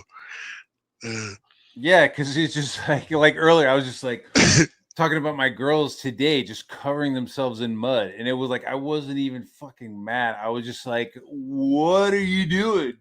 What? Like I had never thought that they would have done that. You know what I mean? It was just like, what are you doing? Why'd you do that? I'm not even mad. I just want to know, why did you do that? Why? What crossed your mind? What was you thinking about? What was you thinking about? What crossed your mind? And you was like, I'm gonna do this right now. Dude, did your dad ever sit you down for the conversations? Hell yeah, bro. Like you would talk about struggle sessions, man. Like, dude, my dad would like I'd do something fucked up. He'd be like, "Hey, let's come in the kitchen here for a second. Hey, big guy, Let's come in the kitchen. And I sit down and he goes, what the hell are you thinking? And then he would just start talking, dude, for like 3-4 hours, bro. And just like I said, let me reiterate where you fucked up. The situation, big guy, is like he was just like fucking, and then he was like, and he would like talk about how I had fucked up and like where I had fucked up and how I should have fucking gone about it. And that would be like a good like hour. And he goes, like I said. And then we just start back up again, dude. Yeah, absolutely, thing, dude. And then absolutely, like, and repeat itself 3 times. Repeat itself about 3-4 times. You sit there, 3-4 times, dude. And then it was just like, holy shit! Like I see my brothers like peeking their heads around the corner and shit. I'm like, yes, absolutely. And you stuck. And you stuck. As soon as I'm done, I'm throwing a fucking knife at him, dude. I was like, and you stuck. Kill you. Yes, sir. Yeah, dude. Hey, man, that is so real. The peeking around the siblings, and even your mama peeking around the corner because your ass is stuck. And he's giving it to you. And you just got to sit there and listen to it. That is so true. Phone, like, that is so true, man. Shit. And I came up behind him and I took the fucking phone cord and wrapped it around his fucking neck and started choking him with the fucking phone cord, dude. I was so fucking pissed. I was like, what the fuck? Anyways, I love my brothers. But yeah, dude. Just like so you grew up just the talking, right? And so at the point where it was like, I was like, yo, should I do this? I'm like, nah, I'm not gonna do that because I don't want to hear fucking 4 hours of fucking. Can I say something? Can I say something? You grew up with brothers. How many brothers you got? 2, 3, 6. Like I have 6 brothers and 2 sisters. Yo, I grew up with 3 sisters, which is, and I'm dead ass serious, man. Which is the people I call brothers, like my cousins and my friends, their brother, whatever. But yeah, that's what that got to be. Yeah, but that is what we do. We call our friends anyway, whatever. But now I'm just sitting there saying, man, like growing up with brothers, that's a different pedigree because that had to be rough. Because I was the brother, you know what I'm saying? So I can imagine having older brothers, like niggas was like fucking with you all the time. Because my cousins used to fuck with me all the time. Like, really? No, I was the oldest. I fucking the fucking rolled downhill. Mm-hmm. I was the neighborhood. All the I was like you're the oldest. Why aren't you XYZ? You're the oldest. You should be that. You know what I mean? It was like. And I used to walk. I would walk. My mama would give me I'm about 8, 9 years old, right? My mama would write a note and send me to the store to get cigarettes, right? And shit. She would give me food stamps, get cigarettes, whatever. The paper food stamps with those coupons. I don't know. We wasn't on food stamps, but my dad probably got them on some hustle shit, whatever. We wasn't on food stamps, but maybe we was on food stamps and I didn't even fucking know it. Who knows? I was young. My mama give me. How did your cheese come? Did it come in a giant block or into individual slices? No. I never had it. No, I did have it. We did have a moment where we was buying shit with the white label that said certain things that was like canned milk or shit like that. Dude, I remember there was like a whole fucking part of the grocery store that was like generic brands. Generic, like white boxes and shit. Yeah. It was like a box that just had cereal on it. Cereal, yeah, you know what I'm talking about. Okay, yeah. So anyway, round oats. So I'm walking to the store, but as you walk into the store, you go to the store, you're getting fucked with by everybody. You know what I'm saying? Like you go to the store, like the neighborhood dudes, they pluck you across your head or whatever. So I'm just imagining that's like having 6 brothers. That's what I'm saying, because I don't have any brothers. That's what I was saying. Yeah. Some of them showed up after I had already like bounced though. Like I had already like moved out. And so you the oldest of the boys? Yeah. Okay. Yeah, you just okay. I'm like the oldest of all of them. That's why I was like, how old were your parents when you got made? Because like I was made when they were both like 18. I am the first copy off that Xerox. Good. You know what I mean? Original OG. Dude, I am the fucking like the creme of his nuts and the creme of her fucking eggs. Like I was like the Quizak Hatterack of the fucking. And look how you turned out. A successful commercial artist. Yeah. But I got a brother who makes a lot more. You faggot. Super Bowl, Matt, Texas. He's a chemical engineer. I have a brother who's a chemical engineer in Texas, and I'm like, shit. Fuck. No, I don't. He's all good. Super Bowl, man. Your work is displayed in the Super Bowl, man. Come on, man. Several now. Super Bowls. Yeah, several Super Bowls. Come on, now. You got to get a man props. You know, so several. So your work is displayed in several Super Dude, Bowls. on tarps. Super Bowls. I can't Tarps. believe people get so fucking bent. Like you were hanging out with one gun. He was so fixated that I was painting tarps. Man, come on, He don't do was that, so man. ball. One gun He was cool, like, man. say what? Man, one gun, we ain't doing that. Come on, man. No, One gun I'm just cool, saying, man. like you're like, yo, dude, you did Super Bowls. I'm like, I did do Hell Super yeah. Bowls, but some people are like, yo, you Several. painted tarps, bro. You painted tarps. And it's like, For Super Bowls. what the fuck? Yeah. You know what I'm saying? For Super Bowls. Several of them. Because they didn't Bunch have them out. canvas big enough. It's like, yo, if I'm gonna do, I'm doing. They got paid paintings. handsomely. They got paid Oh handsomely. yeah. I got paid amazingly, and then I sold some of those paintings. And you told me about that. You sold them to the bars because you still owned them, and you sold them to like the bars of the cities where the Super Bowl was at. But after that though, Joe, so that Carolina Panthers that I was able to sell. After that, every painting that I did, I would ship it, and then it would fucking disappear, dude. What you mean? Like I'd be like, hey, what? I'd be like, hey, so I did something for the fucking, there was like a coach who was from Newport News. I think it was the Steelers. It's Mike Tomlin. Yeah, I don't think he's the coach anymore. Right? No, he's going to shit. Yeah, but for a couple of years ago, he was the coach, right? And so he was the coach up to this year. He just stepped away. Yeah, he stepped away. He's from Newport News. The guy's from Newport Mike Tomlin. Yeah. So I did some paintings for his interview, right? And like I was like, yo, where's those paintings? Are they coming back to the studio? And they're like, yeah, we don't know where they are. They're fucking missing. So after that, dude, after I like sold the painting, my paintings started like missing. People just started like fucking like rolling them up and fucking walking away with them and shit. I would be like, hey, where's those paintings? You know what that means? That means 50 years from now, Matt, like Basquiat, you know what I'm saying? Be like, yo, they go dig up the CG lore. And it's gonna be like, Matt Bar, and your shit's gonna be valuable as fuck. You know what I'm saying? But then like I had my boss, and I was like, what the fuck? And he was like, yo, just chill. Don't stress. He was like, yo, do you want to paint some more? I'm like, fuck yeah. He's like, then don't fucking stress it. I was like, God damn it. Didn't you say these? I got that fucking talk. He was like, hey man, you're getting a little loud about these missing paintings. I was like, well, yeah. He's like, did you get paid for them? I was like, yeah. He's like, I was about to ask so why you, are you shut the fucking fuck worried up. about it? Yeah, basically, shut dude. The fuck up. He was like, shut the fuck up, dude. I was like, did you get paid for? Shut the fuck up. You know what I'm saying? Why you worried about what he at?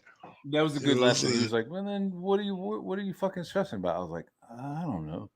He's like, then did you tell me, you told me they flew you out, like say it was Super Bowl, whatever, and they fly you out there, set you up in like a studio for you to do what you got to do. Didn't they record you doing this shit, nigga? There's some footage. There's some, I have some footage of me doing it, but I got photos as well. Like I guess Super Bowl 50, they flew me. That was the only like big like fly out. I mean, I've been to New York a couple of times. Like they sent me to New York, but like they sent me to San Jose in California for Super Bowl 50, and I was out there for like 2 weeks painting in a studio that they set up, dude. And they were like, yo, you got parking tickets. I was like, I don't know what to tell you, because they got me a car. Dope, they gotta be dope, yo. They rented me a car, and then I like parked it in front of the studio because And then they gotta be dope as shit, man. It was pretty cool, but it was stressful. Yeah, I mean, imagine getting flown out. They got a studio set up. You give you a car. You supposed to be there. Yeah, but it's not like but a fucking Super Bowl. You are. But a fucking Super Bowl, Matt. Dude, you are painting all fucking day long. Like it's not like you gotta come back. You have a hotel room. You can go back and you can take a shower. You gotta come back, yeah. And then you can sleep, and then you come back and keep painting. Like look, you gotta come. Listen. You gotta come. I do like it, but it feels like a mission. You know what I mean? It's not like it's not a joy. It's not like cool. You ain't enjoying it. I'm there for a job, and I'm like, you didn't like it. I did, but it was work. It was hard work to work like fucking almost 24 hours painting. I know. I sound like such a fucking bitch. I'm like painting. I know. Let me rephrase. You're doing what you love to do for the Super Bowl. Yeah, I do. Absolutely. Loved it. I'm not complaining at all. Not. But there was times where like I gotta use the bathroom, man.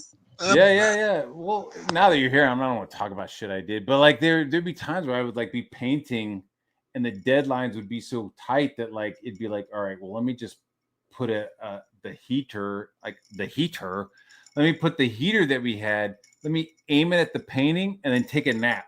Like they got video of me sleeping next to a painting while it's drying, so that I could like wake up and keep painting, because the deadlines are fucking bonkers, especially when it's like you don't know who's going to be in the Super Bowl until like a week before, right? So you have like a whole week to get all these like paintings fucking finished, and it was a cool moment in time. I don't think they're using paintings for backgrounds anymore, and that's okay. You know what I mean? It was like this like cool thing that they wanted that looked cool that nobody else had. That everybody else was doing a gay ass computer graphics, and we were doing like these super textured fucking paintings and shit for backgrounds. People fucking thought it was cool, but after a while, even something cool fucking runs its course. So I think like the last couple of paintings I was doing was for this like Athletes United thing, you know, which that's cool, you know, and so the so how I got that gig was it's always word of mouth. It's always fucking word of mouth. So like working with the Super Bowl, so I met somebody.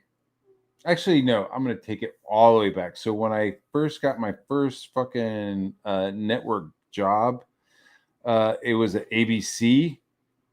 So I went from the Russian tea room making salads and fucking caviar dishes and shit to Monday Night Football doing storyboards and whatever kind of fucking pre-production art they needed to Yo, Matt. yo. I'm hungry as a bitch. I'm gonna go fish with Sunny, man. Thanks for having me, man. I'm Thanks, starving. man. I appreciate you having me on, man. I'm going to block you. I just gotta stop being lazy and just figure this shit out. But I appreciate you, dog. All right, man. You got me like talking about myself, and now you're gonna leave. Yeah, you should, because you're an accomplished artist. I'm going. Peace. Yeah, I don't want to fucking. All right, man. Have a good day. So then I got an internship. I got like a job at Monday Night Football, was working there for a while, and met a bunch of people who were like PAs and like assistants and all this shit, and just fucking kept in touch. And then they ended up like, you know, PAs become, you know, production assistants, become assistant producers, become executive producers. So if you fucking, you know, you're just friends with these people and you keep in touch with them, that's how you fucking create a career, through contacts. And I mean, having a contact is like getting your foot in the door, but like if you don't finish your fucking work and you fuck up, like you won't get your fucking, they won't call you back. You know what I mean? So it's like, hey, I know so and so. Oh, yo, what's up? You know Thomas? Yeah, I know Tom. Oh yeah, hey, what's up? You want to do some storyboards? Sounds good. Like that's about as far as like a name can get you. But if you're like, hey man, I fucked up and I didn't get you those storyboards, you'll never be called again. That person will never fucking call you again. So if you get the boards to them, they'll call you again, and then they'll call you again, and they'll call you again, and then you'll be working for the U.S. Open, and you'll be drawing one of those fucking what's the two chicks? I forgot the two sisters. So I was working with one guy on Monday Night Football, and then he got into this other job, and I worked for him on that job, and then he did another job, and I worked on him for that job.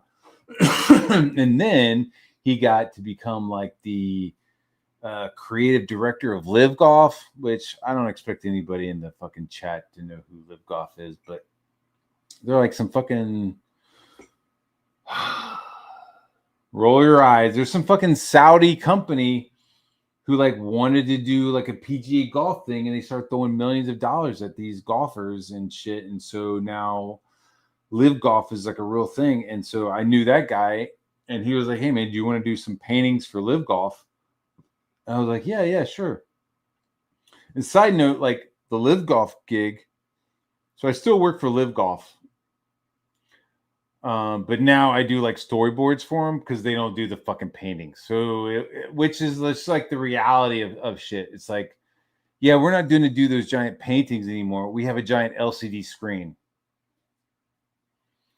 Shit. Okay. But don't sweat, dude. We're going to get you to do storyboards. Oh, all right. Sounds good. I'm on it. Dog. So no more paintings for Live Golf, just storyboards. Like every like 2 months, I'll do like 30 or 40 storyboards, which is fine.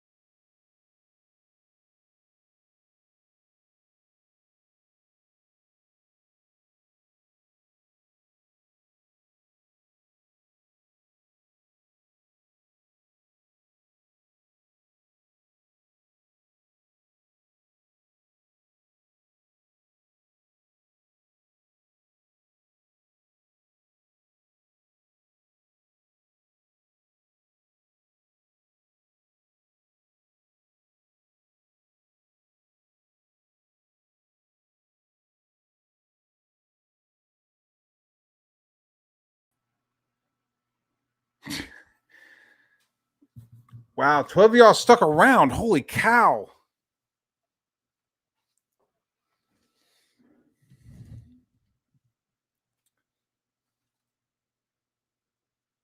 I'm gonna blame TJ too. Am I live again?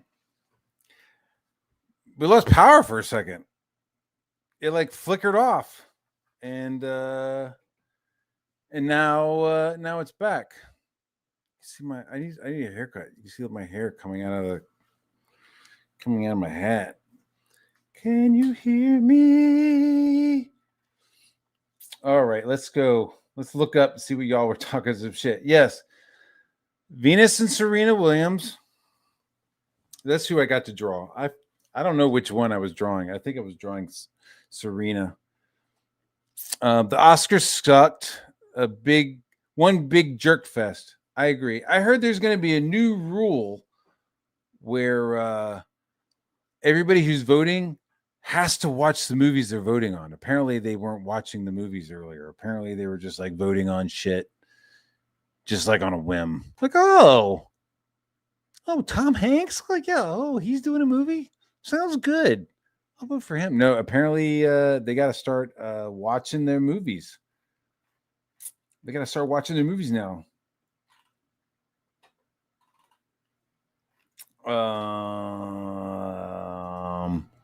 Is this thing on? Hello? Hello?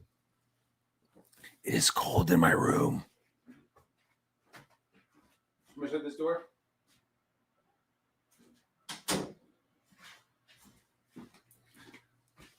I'm going to put my headphones on just to like stay warm. Oh, yeah. Oh, yeah. Oh, yeah. What happened? Yeah, I lost power. I did. Cold. Frozen. It's not the booze. Don't blame the booze. Testes? What? Okay. Yo. First off, I went I'm fucking. This is not like all night. This was just like, this was over several days. It's after a long day of sniper. Thank God. After a long day of children, Daddy needs a pina colada. So I got to catch up. I'm just getting in. This pina colada bottle from Walmart is a goddamn weapon, dude. It is heavy as fuck. It feels like a mortar round or something. I hear what's his name there? Margaritaville guy. What's his name? Jimmy Buffett in the background. When you said that. No. Dude, there's a Jimmy Buffett song that my wife still makes fun of me about. There's like a song that's like, I wish I had a pencil thin mustache. Right? It's like a Jimmy Buffett song. Right. And I was like talking about it, and my wife was like, what song is that? I was like, yeah, it's like this like old song from like the 30s. And she was like, is it though? I'm like, yeah, it's from like this. She looked it up. She's like, it's from the 80s. It's from Jimmy Buffett. I was like, oh. Yeah. Well, he just died. Didn't he die like a year or two? Pretty recently. Really? Yeah. I saw an article. He was a part of like some sort of secret society or something too. What? Yeah, like that rich elite, like the parrot Illuminati, dude. He was. Everybody loved Jimmy Buffett. How could you not, right? Yeah. Hamburgers in paradise. Yeah, dude, you're just like fucking Jimmy Buffett, but then you start nodding your head when his fucking shit's. How can you hate Jimmy Buffett? Like, I don't even know how that's possible. Yeah, I mean, a true pirate. The dude just did his thing. He lived a life on his own terms. It's hard. It's hard to knock that, His Margaritaville restaurants will continue his legacy. His chips and tortilla chips. Yeah. The salsa and the chips. Dude, I went to there was like this comic convention in Myrtle Beach that I went and did. I'll like make it real quick. So that year they had Doug Jones as a guest. And do you know who Doug Jones is? It sounds vaguely familiar. You might have to remind me. Like he played Abe Sapien in the Hellboy movies. He played Oh, like the okay. guy with Yeah. the eyes in his hands. And Yup. fucking Okay. like he All does right. a whole bunch of like Guillermo del Toro like makeup shit. Gotcha. You know Yep. what I mean? Yep. Like, oh, Angel of Visual Death. effects. It's Yeah, fucking George. It's Doug Jones in makeup. okay. Yeah. Mac at Night, like the fucking moon-headed guy playing piano, that was Doug Jones. No shit. Yeah. Wow. Right. So you had Doug Jones there, which was cool. And then you had that fucking George guy from Ancient Aliens. No, He was at the con as well, dude. Right. So I got to talk to him. I got like a pin from him, like one of those little like Egyptian glider pins. He gave me one because I was like, what if aliens are actually dinosaurs that survived in caverns? He was like, that's a good one. I was like, thanks. So we go to the con, and then that evening it's like, hey, we're all gonna go out to eat. Everybody who's like, not VIP, but whatever, you're like part of the con core, like we're going out to eat. And so we're going out to eat, and I ended up sitting next to Doug Jones, which was cool, but like everybody was like, we didn't really chat. Everybody was just like talking to him. But so earlier in the day, I'm talking to the fucking Ancient Aliens guy, right? The guy with the big fucking hair and the scarves and shit. Like that fucking dude, right? Yeah, that guy. Yeah. Talking to him earlier in the day about the fucking maybe dinosaurs are fucking aliens, man. And he was like, okay. And then later that night at Margaritaville, he fucking snakes me at the bar.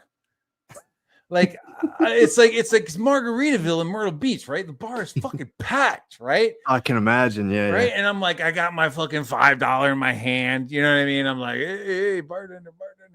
Right. And like I look over and I go, oh, hey, what's up, man? And I move my body and he's like, hey, what's up? And walks to the bar and fucking gets the bartender. And it was just like, did he just fucking snake my fucking spot? And I looked over at my friend and he was just shaking his head because I was like, what the fuck? He's pretending he's Rick James over here. Yeah, he was like, yeah, I'm just gonna take your fucking spot. He was like, oh yeah, hey, yeah, can I get two sex on the beaches or whatever the fuck he ordered? You know what I mean? I was just like, Alabama Slammers or yeah, dude. I was like, the Ancient Aliens guy just fucking cucked me at the bar, dude. Cold-blooded. I was like, you fucking gray, you fucking Draco alien motherfucker. Anyways, that's my story. No, that's funny because my brother, like, he loved that show, man. Ancient Aliens, dude. Like, that was like one of his favorite fucking shows. Like, every time I come over, he's watching fucking Ancient Aliens back in the day. It's so crazy, that's funny. Dude. It's like you listen to him and like when I told him the dinosaur, he was like, well, you can't not prove it or something. Right. It was like, what? Exactly. He was like, hey man, that's a pretty good grift. Run with it. Yeah, exactly. Like, yeah. No, that's fair, man. That that's that's a good point. When you can't disprove something, you can just you got license to roll and just go with it, But that's fucked up. Yeah. Dude, my first thought, that's why I like looked over at my friend and he was like fucking shaking his head no. Because I was like, I'm gonna grab this motherfucker by his scarves. Like I'm gonna choke him out. Charlie Murphy on him. I was like, I'm gonna choke this motherfucker out with his own t-shirt, and I'm gonna look him in his eyes. My friend was like, "Don't do it." He was like, "No." I was like, what the fuck? Like right now, I'm like joking about it, but at the time, I was lit, dude. I was like, well, yeah. Fuck. I ain't no bitch. I ain't gonna let aliens motherfucker treat me like a bitch. I'm gonna show this motherfucker a gray right now. No, dude, don't. I was like, all right. Yeah, well, he was probably right looking back, right? When you look back at it, but yeah, dude, just picking up fucking George from Ancient Aliens and dropping him on his head in the middle of fucking Margaritaville. Might not be the best idea. Yeah. Might not have been the best idea. Cheeseburgers in paradise. Oh Christ! So what else is going on? How you doing, dude? Good, actually. I just got home. Like I was I was commuting home, so you were actually providing me entertainment while I was muting and yelling in traffic on the way home. So Nice. it's always good to have something to listen to and laugh at, Do you you know, deal have with the fun heavy with on the way traffic home. on the way home? Oh fuck yeah, dude. Is there a Every heavy day. flow? Oh man. I wish it was a heavy flow. That would mean it's moving. Ah, You know, it's well, I come home from Boston, you know, so I do about 160 miles round trip every day. When I go in. shit. Yeah, dude. Yeah, bro. It's brutal. Without the traffic, it's probably about like an hour 10 each way. But with the traffic, you're talking like 2.5, maybe You 3 ever heard of? hours. Oh yeah, Shape of Waters. Yeah. How close are you to the Four Seasons? Do you know the Four Seasons building? I'm familiar, but I don't know where exactly it's Like near a located. park or something? Where in Boston, in Mass? Boston, yeah. There's like some Yeah, sort of nah. park with like ducks. There's like duck boats. Oh. Actually, I'm not that far from. I'm right near Fenway. I'm in Cambridge, but it's like a bridge. You cross the bridge and like Fenway and all that. Yeah. So like I'm pretty much right around that river. I forget the name of the fucking river, dude. I commute from out of state, but I haven't been to Boston yet, but my it's not bad. There's good and bad to it. I'm not Mhm. gonna lie, but like I fucking just the commute is, and I've tried doing the train and the subway and whatever. They got the T, where you take the T, and you know, dude, I've So gone what to is that? South. That's like an hour each way? Oh yeah, dude, in a car, if I'm going like Oh 70 my to 80 miles God. an hour with no traffic, it's about an hour and 10 minutes Oh my God. each way. Yeah. So like I'm doing about 20 to 25 hours in a car on top of my work day when Fuck, I is it go your in. dream job? It's a good, It's a job. it's a good paying job. It's a good job, but Okay. I'm on salary and shit. But I actually I am in the process of leaving that position Oh and shit. go. Yeah, man. I started a background check on a new job. I got an offer. It's 25 minutes from my house, so Bruh. yeah, I'll be gaining like over 20 hours back a week just like not being in Dude, it. you're not even gonna know what to do with those 20 hours. You should be like Oh, it's sitting there in insane. the morning looking at your coffee. Just like, Dude, what it's the fuck? insane, man. What do I do And now? like the tolls, I had to pay tolls if you're driving, and the gas and the wear and tear on the car. I tried, like I said, I tried doing the subway and the train, but that shit's a Does pain your too. company does the company compensate you for your wear and tear on your Just the vehicle or parking garage. No, just the parking garage. They pay because, like, you know, there's no parking lot in the city. So we'd have a parking garage, which is a pain in the ass because yeah, you can get like nailed. There's no cameras and shit. I have a dent on my car from a truck that probably hit me you in the fuckers. parking. And I come to my car, I'm like, what the fuck is that dent? Like, what? You know, I didn't hit anything. Like, it wasn't like even something where like I could have backed in this. Like, it was the dent was so high that you Yeah. could tell it was from like a truck. I have an SUV, but like the truck must have been like a fucking 30, you know, Ram or, you know, Ford 350 or one of those huge fucking Dude, trucks. And you could start your own stream with those extra 20 hours a week. well, you know, it's funny. Me and my buddy, he plays piano keyboards and stuff, Mhm. and I might start recording music. We might start going out there. I might get an electronic kit and start doing some stuff, composing, putting stuff together with him. And What? An electric kit? yeah, Beep, I mean, beep, dude. beep, beep, beep, beep, beep, beep, beep, beep, beep, beep, beep, beep, beep. Well, the good thing about those, man, Llegué today with the tan MIDI, temprano. well, you got the sequencing and the programming. Like you can do all sorts of shit, man. Mhm. And I have like a $3,500 drum set, acoustic, like a normal A acoustic real set, one. Yeah. but it's a pain in the ass. Like it's loud, it takes up space, and Mhm. the electronic shit, you can hook everything up. You can do all sorts of stuff with it now. So between me Dude, and my him, we're my thinking my about. daughter has a drum set in her room. And Oh, it's does she? yeah, but it's like it's electric. Yeah. No, You I know what I mean? mean, It's yeah, just like pads, right? So like I mean, if you're standing in the hallway, you just hear like a yeah. Oh, dude, you yeah. know what I mean? Like you hear like some really fast like fapping or what you know what I mean? Like some tapping, but it's I bought my niece put one of the things. headphones on and she's fucking Things. going off. Yeah. I just recently for Christmas got my niece something like a little like electronic type of padded drum thing.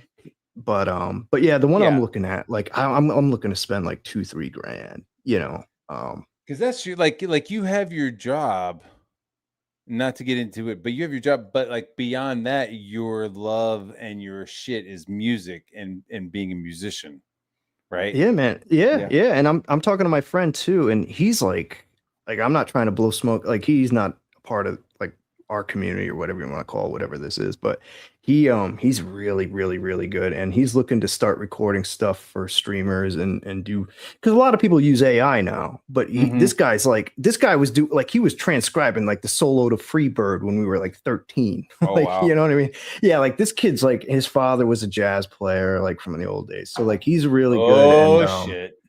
yeah, Yeah. man. So he's really good. He sends me stuff all the time. Check this out, you know.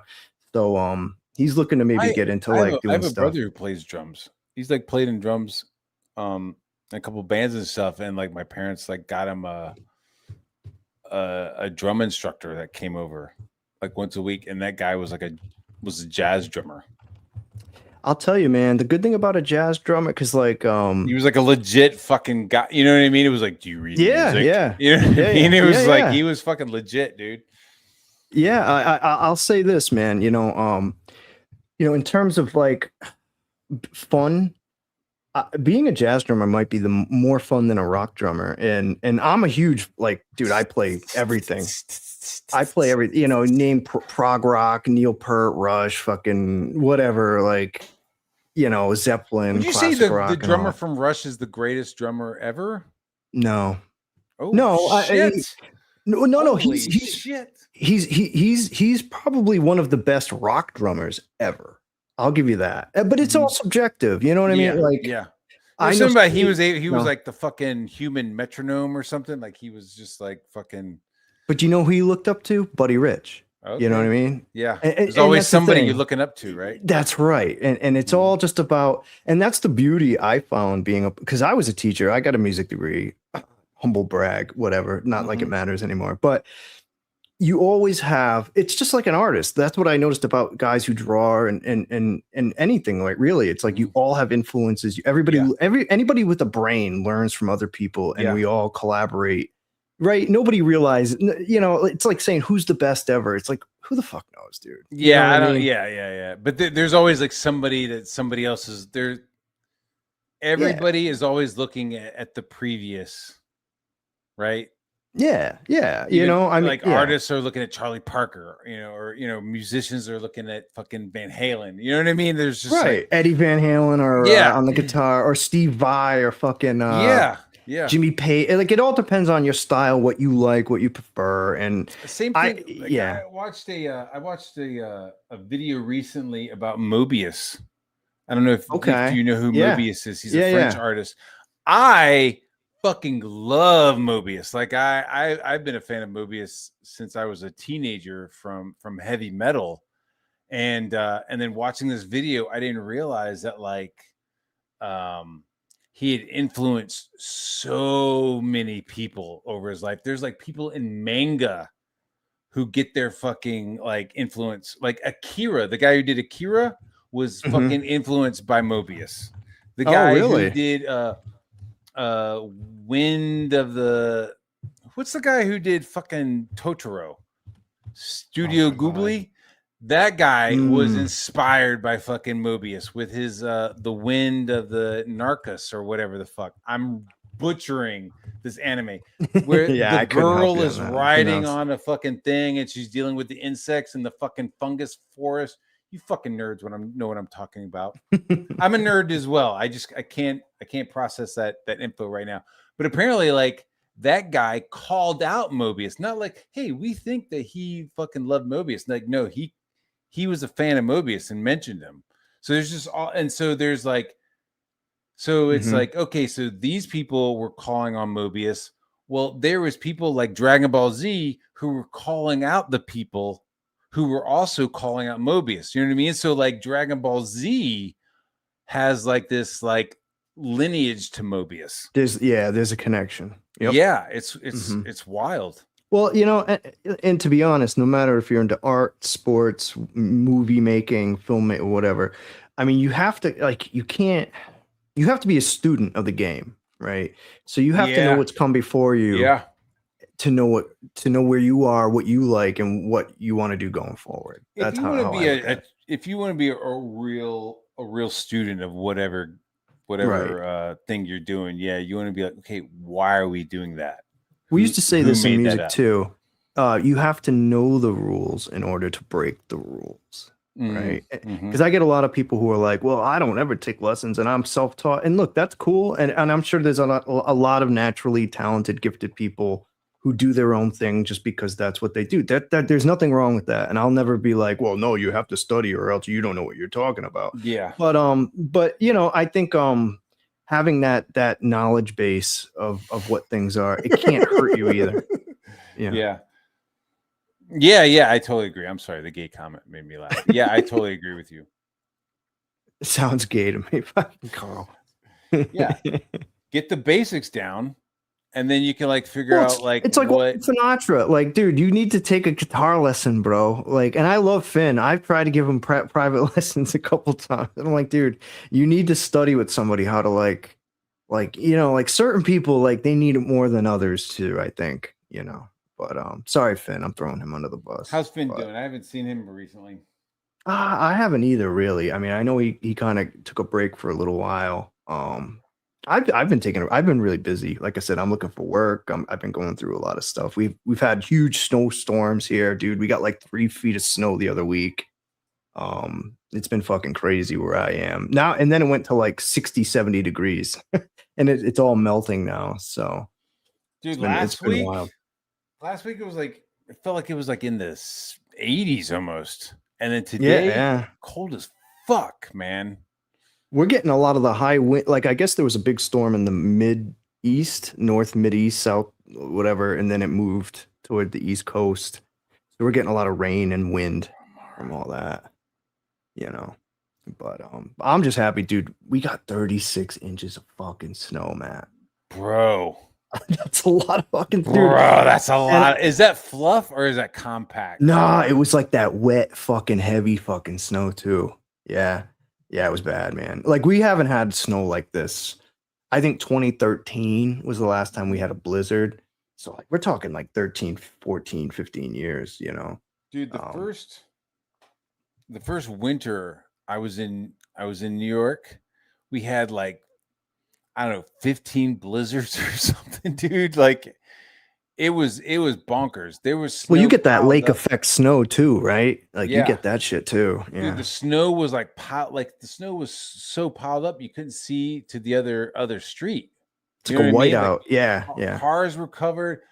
It was wild. I like coming from Virginia, you know, the Chesapeake Tidewater area, like you might get like 2 inches of snow and everybody freaks the fuck out. Everybody's like, holy fuck.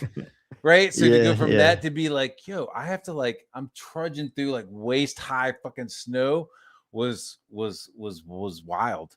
But it was also fun as shit, dude. We would make snowballs and just fucking lob them at people down the block. Just fucking beam. Oh, now it's like against the law. Now you can get arrested for fucking throwing snowballs. Really? It's retarded, man. Yeah, you know how it goes, man. It's just this soft generation nowadays. It's that Muslim fucking mayor, man. No, but you can cut people's heads off if they're Christian, but apparently you can't throw a fucking snowball. Dude, I saw something too before that last storm in New York. I have friends, you know, I stream with people and stuff, and I guess the mayor was like petitioning for volunteers to get, they'd be paid, but like to help volunteer to shovel, but they needed like 4 forms of ID, you know, like, and then people were going, well, what the fuck? I mean, it's like, you don't need an ID to vote, but you need like 4 forms of ID to fucking You should have an ID to vote. That's fucking crazy. Oh, I agree with that. Yeah, I totally agree with that. I'm down with them. I guess they not to get political, but let's get political. They passed the voter ID bill, so you're gonna have to show your ID now to vote. They've done that in my state. I'm in Rhode Island, and they've done that for at least 10, 15 years. So dude, I've never been in a state or city or location, whatever, where I didn't have to show my ID. I know. Yeah, to me it's like weird when people talk about that. I'm like, okay, I've been doing that like almost half my life, like my voting life. Like, does that maybe there's some stipulations in it where it covers absentee ballots or something? You know what I mean? Where you need to have a photocopy of your ID along with your absentee ballot, so you're not just dumping fucking buckets of I think that 2020 shit too, because like when COVID hit, like everybody voted with mail-in ballots that year. Yeah, dude. Yeah. Wasn't that there was more mail-in ballot? Like there was more votes and there were people in some states and shit. Well, they have the dead people on the voter rolls, right? Like they were dead for like 15 years and they're still on the voter rolls. It's like, how are they still on the roll? They would go to locations and then find like no residents. Right? Be like, okay, let's go to this one. Hey, there's our government, folks. Here. That's our government at work. Yeah, I know. Yeah. It's crazy. It's crazy. Yeah. It's crazy. It's crazy. It really is, though. I mean, if Wiggles was here, he would say the whole Iranian war was to deflect from Epstein. Yeah. Like, I mean, what's up with the files? Let's go ahead and let's get rid of Iran. Yeah, let's buy Greenland. Yeah, dude. Well, I think I think there's enough people like, and look, I'm not making any assumptions or accusing anybody, but I think there's enough people on both sides who have been like that guy was affiliated with like pretty much everybody in the late 90s or like 20, 25, whatever, 30 years ago.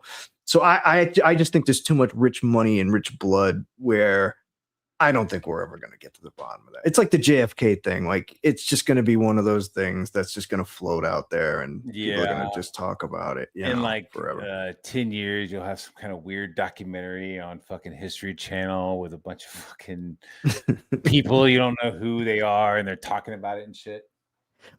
I will say this. It's fucked up when you can see like pictures of like Epstein with Bill Clinton and then pictures with Donald Trump. So it's like nobody's immune to it, right? Like that's the thing. It's like it depends on like, where you stand, like I guess politically where you stand. It's like, well, look at this side. And it's like, well, look at that side. I'm like, well, look at both sides. I mean, so like, oh shit. If Trump was like deep balls into that shit, he would have been filleted when Biden was in office. You know what I mean? Like I would they would have fucking gutted him. That's really the thing about them trying to say that Trump that doesn't make any sense, because why would he get try to release a document where his name would be on it? Right. Mm-hmm. Right. Yeah. Especially if like I said, like I'm not accusing anybody of anything. Like I said, I think Epstein was just a major player in the game at that time. So like it wouldn't be unheard of for people to be connected to him. Yeah. Now, did they know everything was going on? Like, again, it's too much of a leap to just throw it out there without having proof. So I won't do that, Well, but it seems like a good tool to drain the swamp if you wanted to use it, Just wipe them all out. Yeah. Yeah. Be like, hey, you're in the fucking file. You're in the fucking file. You're in the file twice, bitch. What the fuck you doing? Like, Now, what I understand is like not everybody on the file is mentioned is guilty of something, right? But there's a lot of people that did like resign or quit because their name came up. They just didn't want to be a part of it. It is just like it is just one guy like emailing people, and if he mentions, I'm just using it as an example. Don't quote me on this, but if he's like, hey, do you want tickets to the fucking P. Diddy concert? Or if you want to, you know what I mean? Like he could be like just talking about something or somebody, your and ticket's then their half name off. becomes involved in the search. If you bring baby oil, the ticket's half price. Fuck, man. It's what we call the implication. Maybe that was the wrong example. I'm just saying, like, if you, hey, it's the implication. Let's go ahead and Google fucking Old Dirty Bastard. Holy shit, he's in there. Why is Old Dirty Bastard in there? Because at one point they were talking about a song that they wanted to play at a right. Rogan. Rogan's a good example. He was named in the file because originally Epstein wanted to come on a show. Rogan didn't know anything about him, so he Googled, he looked into him, and then he decided because of that he was going to ghost him. Could you imagine if Joe Rogan had interviewed Epstein?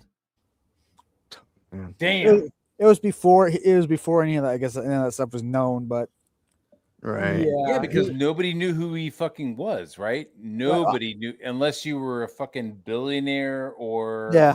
a pedo or a fucking Oh, no, I think it might have been. top agent in Mossad.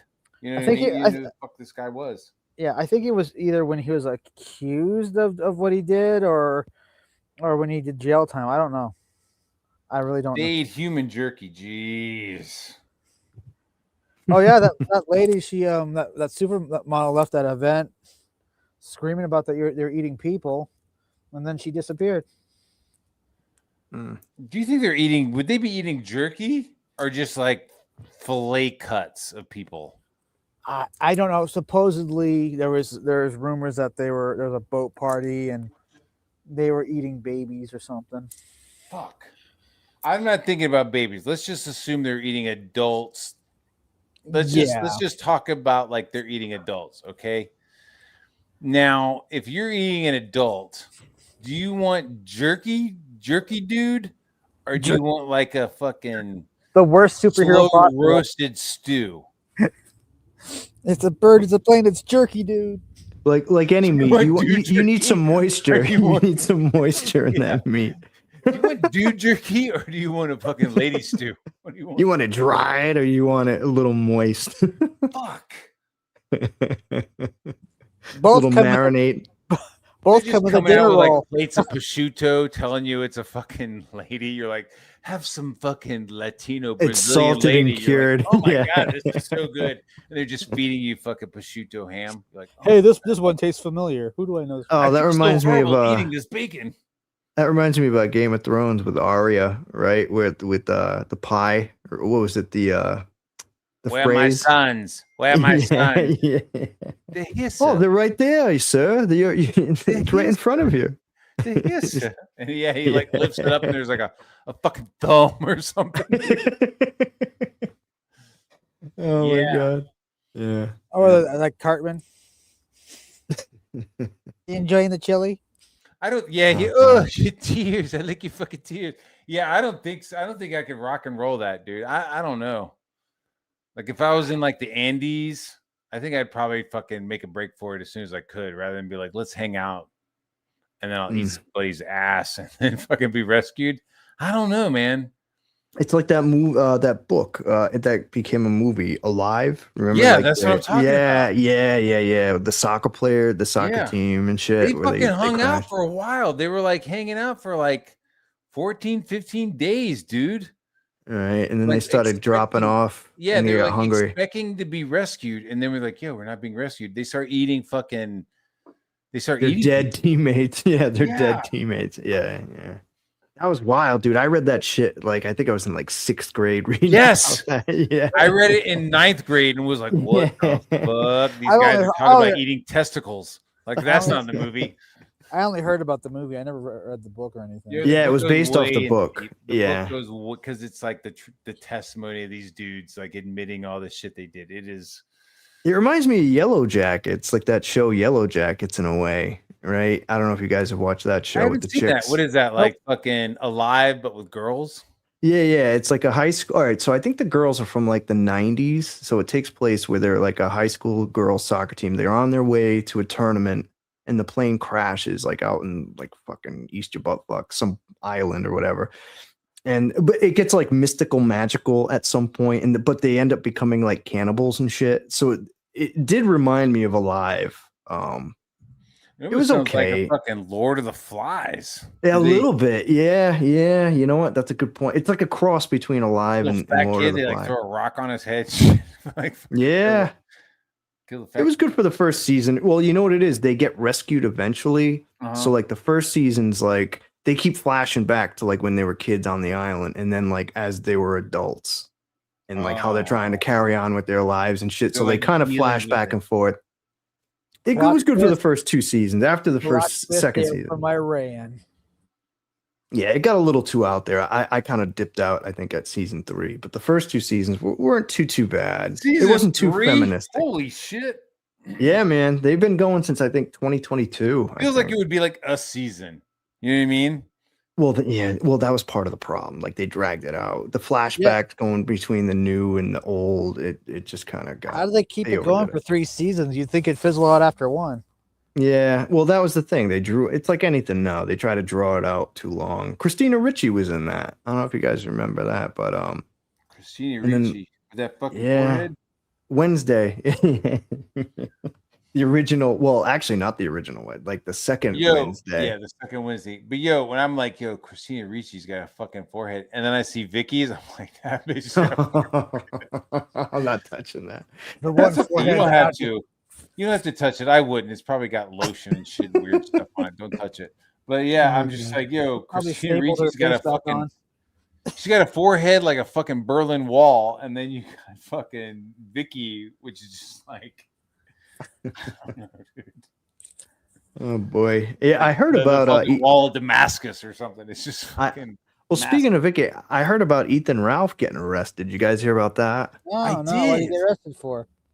I'm not sure. I was like I said, I haven't been online too much, but somebody in the chat send me a link. Drop a link for the fucking Ralph, for the Ethan Ralph. Yeah. There's body cam of that shit already, dude. Yeah, Kino Casino. I saw a clip with Kino Casino was talking about it, where he got arrested in Minnesota or Milwaukee or something, like Wisconsin. Yeah, I think he was in Milwaukee. Oh my god. Yeah, I don't know what for, but I know what it was for. I saw it. It was exposure, exposure, like he exposed himself, and then like public intoxication. I saw the mugshot. The dude looks like he's 40, which is younger than me, believe it or not. And he looks fucking like he's like 60 years old. I did see the mugshot. Yeah. And I'm not one to shame people, but the dude looks old. Yeah, why is that? Is it just from the drugs and alcohol? He looks like a gray old man. Dude, he looks old, bro. He looks like in his 60s. Split second, he was like going after Ethan. Just for a split second, he was like going after Comicsgate. Is that the one that like supposedly left for Mexico or lives in Mexico? Yeah. Oh, he's in a Mexican prison, huh? Yeah. No, he crossed the border and he went to Milwaukee and somehow he got arrested. Something about Scarlet. There's a Scarlet or something, like Scarlet or something. I don't know, man. Like I said, I've been a little behind on the Isn't there a Jimmy Buffett song in there, something about Mexico? Yeah. I just thought it was funny. I think he like lives in Mexico so that he doesn't have to like pay his child support or something. Violent Films, like ladies and gentlemen. Welcome, Violent Films. Hello. Don't say the N-word, please. Yeah. Nirvana? Yeah. Don't say Nirvana. Nougat? Nougat. You didn't specify on which N-word, though. Noriega. Don't say Noriega. Noise. Don't fucking say Noriega around me. Don't say noise. Noise. Hey, don't noise my noise. That's the Keenan Peele. Noise your noiseness. Did you noise your noise? Noise. What's going on? They had their moments. Do you think Peele's moment is going to keep going as a director? Do you like his movies? You asking me? Interesting ideas. I just think that they're a little bit preachy. I feel like his first couple movies were like, hey, black, hey, white. But after that, like he kind of had to like move on past that. You know what I mean? I agree. I agree with you. Yeah. It was very racial identity in the beginning. Yeah. And then people were like, okay, we gotcha. Can you do something else? And then he like put out Nope. Which was, it's not racial at all. It's just a giant fucking spaceship sucking people up and eating them. Yeah. You see Nope? That was an interesting. Dude, I fucking love Nope. Have you seen it, Chris? I have not seen that. No, I'd have to check that out. Like Nope, like what is the word Nope from? Like, I'm not gonna like spoil the whole movie, but the black guy who was from Get Out. Mm-hmm. The lead actor guy. Yeah. That actor. He was also in Sicario. He's in this movie as a horse trainer with his dad. His dad owns a horse training ranch, and there's a UFO over his fucking truck. Like he's in the scene is he's in his truck. It's fucking raining, and all of a sudden the rain stops falling on his truck, but he can see it all around. And he looks out of his window, and he can see that the UFO is sitting right over his fucking truck. Right, and he looks up and he goes, "Nope." Oh, like I'm not fucking getting the fuck out. Like, yeah, nope. Yeah, nope. Yeah. And dude, as soon as he said that, I started laughing in the movie theater, dude. I was like, I get it. I'll have to check that out. Yeah, it has. It's like it's literally like it's not Get Out. It's not them. There's no. I don't feel like there's any racial. You know no what I mean? Heavy, So I feel like messaging going on. Yeah, I feel like he had to like get that out of his system in a way. Mm-hmm. You know, where people were like, "Okay, I got you. You're fucking that." But like, what else do you got? I think the movie's about like spectacle, pretty much. Okay. Mm-hmm. At least that's what in interviews. That's what he said. Yeah, but that's where the best movies come from. When you're not trying to specifically like message people on, you just want to tell a good fucking story. You know, it's something that you want to tell. You're into it. You like it, so you want to tell that story because you think it's a good fucking story. That's how most stories should be told. To be honest, well, I mean, you have an agenda. It makes it just you're forcing it, and at that point, it just audiences can tell whether they agree with the messaging or not. You can just tell it's forced. You know. Yeah, well, I mean, there's always a concept or a statement made, but you don't want to be heavy-handed about it. Right. Yeah. I mean, thought-provoking is good. I don't mind when like somebody creates something where it makes you think and makes you like question things. That's fine. But when it's just trying to push a narrative, you know, I mean, that's where it gets divisive, and usually it's depending on the message, to quote Critical Drinker. The message. Is that what Critical's saying? He's like, the message. Can we have message fatigue? Yeah. Dude, it's like did you see the reviews for that movie, The Bride? The Bride! It's an exclamation point. It's got an exclamation. You gotta say it like that. Really? The Bride! Yeah, it's got an exclamation point. So it's The Bride! That's like I've been putting an exclamation at like the end of my name when I sign shit. I'm like, Mebar! Exclamation Mebar! Mebar! The Bride! That's critical. I did like I'm not a huge Critical Drinker fan, but dude, it was shit. From like everything I've seen, I'm like, it was a feminist's dream, right? And I'm not some misogynist, whatever, but like, you know, it's like a bunch of bitches like getting together, trying to like, you know, women are strong, you know, and like ruined the whole concept of the Bride of Frankenstein, huh? Dude, it's Frankenstein. Why are we talking about feminism with the Frankenstein movie? What the fuck? What are we doing? Like, well, Frankenstein is there, but it's Christian Bale, right? So he just grunts the whole fucking time. That's from what I heard. Like there. He does what the whole time? He grunts. It's just like, like, you know, like that's all he does. You know, like young Frankenstein. He's like, I'm putting on the Ritz. This is directed by Maggie Gyllenhaal. So she's a kind of a. Everybody in the Dark Knight Trump made her make that movie. Everybody in the Dark Knight should have gotten an Oscar for pretending and acting like she's fucking attractive, dude. Like, that's what people say. I think like ugly. And those are during her better day. You know. Yeah. She's fine. I'm not worried. All the women in Batman, and all the women in Batman, and all the women in Gotham, Bruce Wayne is gonna fucking go goo goo over. Like, I know. Fucking. It's a far cry from Michelle Pfeiffer. It's a far cry from Kim Basinger and Michelle Pfeiffer. Katie Holmes, dude. Katie Holmes was fine. I'm like, all right, Katie Holmes, all right. But fucking Maggie Gyllenhaal, like, you look like your brother in drag, but uglier. You really? Was it her nose or something you don't like? It's her fucking eyes and her forehead. Like, her eyes are too big and too far apart, and her forehead's too big.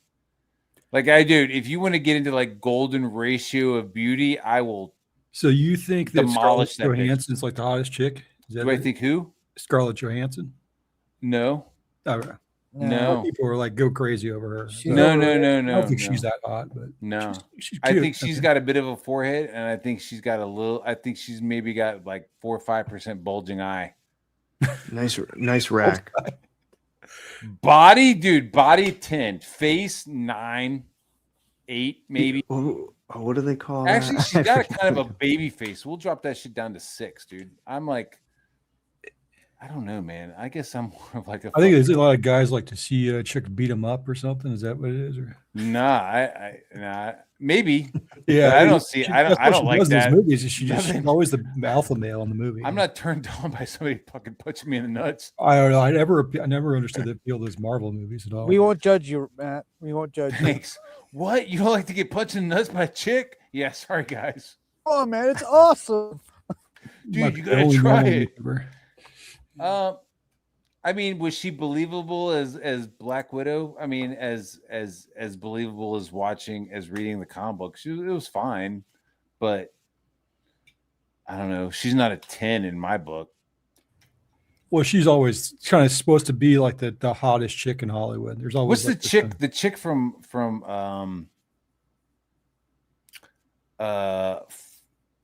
Resident Evil. Miliva Jovovich. Oh, yeah, Mila Jovovich. Yeah, she married the Luke Besson. That was like that's how she got all those roles and shit. Dude, I saw her on the street one time in New York. It was. Oh yeah, dude. How long ago? 98.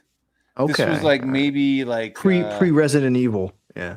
Yeah, it was pre-Resident Evil. It was maybe even pre-fucking Dazed and Confused. She was like a model or something. Yeah. She was a model to start off with. That's how she got her job. Was she married Luc Besson.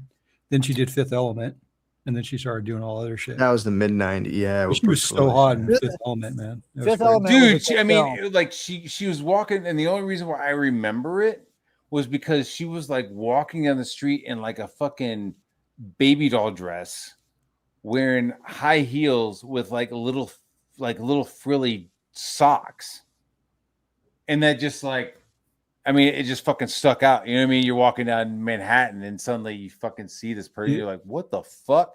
And you see your face and you're like, that's fucking near perfect. I'm not sure where I would, as an artist, I'm not sure what I would erase. You know what I mean? Like, I'm just like, holy fuck. Yeah, there's 2 hot chicks I met I could really think of the top of my head was like Lindsay Lohan one time. Mm-hmm. And then who's that chick that the singer that did like the Ironic song, Canadian chick. Oh, really? Alanis Morissette. Yeah, Alanis both are Morissette? really tiny little girls, but they're fucking. They were hot, dude. They were like it was really. Like, yeah, I met like Alanis Morissette. Yeah, dude, she's so fucking hot. I lit the cigarette of Linda Evangelista. I don't know who that is. Shit, that's Victoria's Secret shit right there, right, bro? Let me tell you. Let me tell you the tale. I'll light you a cigarette any day, baby. Let me tell you the tale. So I was living in I wasn't living in Manhattan. I was living in Queens, but I had a job in Manhattan at this nightclub, like bar thing called Opera. And we had to wear all white, right? All white. And I was a bar back. I wasn't even a fucking bartender at this point, dude. I was such a fucking scrub. I was a bar back. But as a bar back, so I was a bar back, and then as the night's going on, my job was to like go around and pick up glasses and shit. You know what I mean? Like empty glasses. Yeah, I've been a bar back. Yeah. Tables and shit. And I was supposed to keep a lighter in my pocket. So if I ever saw somebody pulling a fucking cigarette up, I was supposed to pull out a lighter and fucking like light the cigarette. Like my boss even like first of all, he was like giving us lighters, like just keep this in your fucking pocket. Like this is how we want the scenario in this fucking place to go. So, I mean, I'm like standing. So I do all my like they were like, "Yo, smile, Matt," because I was just like standing in the corner like a fucking I don't know. I would like go and get all like the glasses and stuff. And then I would just like fucking stand in the corner at ease, like my hands behind my back, like no smile, because I'm trying to like become invisible. You know what I mean? It's like you're part of the experience going to there. That was how they were like, you're part of the experience of people coming here. So you need to like blah, blah, blah. I was like, okay. So I would just like stand there with my arms around my back until I saw somebody needing me. And I saw Linda Evangelista come in and was like, holy shit. And then at one point she like fucking pulled up a cigarette, and dude, I was there like fucking like a second, like fucking lighter lit, dude. Like, here you go. All right, thank you. And then I like ran back to my corner. So it's not like a major moment where I was like talking to her and shit. I just like ran over there, lit her cigarette, and then like ran back to the corner. But dude, she was like just seeing her in person was fucking wild, dude. Because it was like, yo, I've seen pictures of you and you look exactly like there's no photoshopping, there's no like airbrushing. Well, that was just back when that was before the internet and the filters and all that bullshit kind of took But you over. remember that I also met that fucking actor Tyson. Remember that black actor, the black model Tyson? Yeah, I know who you're Dude, talking he about. came into he came into a fucking. I was working at this skate shop. I was working at this skateboard shop downtown called PS&Y, and fucking Tyson came in one day and was like looking at the black fly glasses and shit, and like every girl, dude, from like 3 or 4 blocks had like crammed into the fucking skate shop because fucking Tyson was there. It was a wild shit to watch. Be like, just sitting there, just standing there, and like just fucking chick, girl, 2 girls, 3 girls, 2 girls, 2 girls, just fucking girls coming into the fucking skateboard shop just to like be in the same vicinity with fucking this supermodel guy. It was wild. Yeah. I waited on him. Well, I didn't wait on him personally. Jordan Knight from New Kids on the Block. he came in. I worked at a Chili's at one point, and I was a bar back and a waiter and shit. And, I worked at a fucking Chili's, dude. And he came in. He's from Boston. And he was a total fucking asshole. Like whatever girl was waiting on him was like, he tipped like shit. He treated her like shit. He was a total fucking dick, man. And I was a bar back, I think, at the time. So like I'm in the bar area, they're sitting in the restaurant area. And like when a celebrity or whatever comes in, it's like everybody's talking. And so I'm keeping tabs on like what's going on, and like, he was a total fucking douchebag. I wonder what he was doing in a Chili's if he has money, Hey, I mean, again, like I'm in that area where he's from, so who knows? He might have been doing something in Providence, like a convention center thing. Like who the fuck knows? Dude, but he came into the Chili's. I was bar backing at a place called Heartland Brewery in Union Square, and Cubic Downing Jr. came in. And started fucking like, did you yell Ricky? I was like, hey, what's up, radio? I was like, what's up, radio? No, I didn't say anything. I was like, holy shit, it's Cubic Downing Jr. And I didn't say anything, but the waitress was like, oh, he's super cool.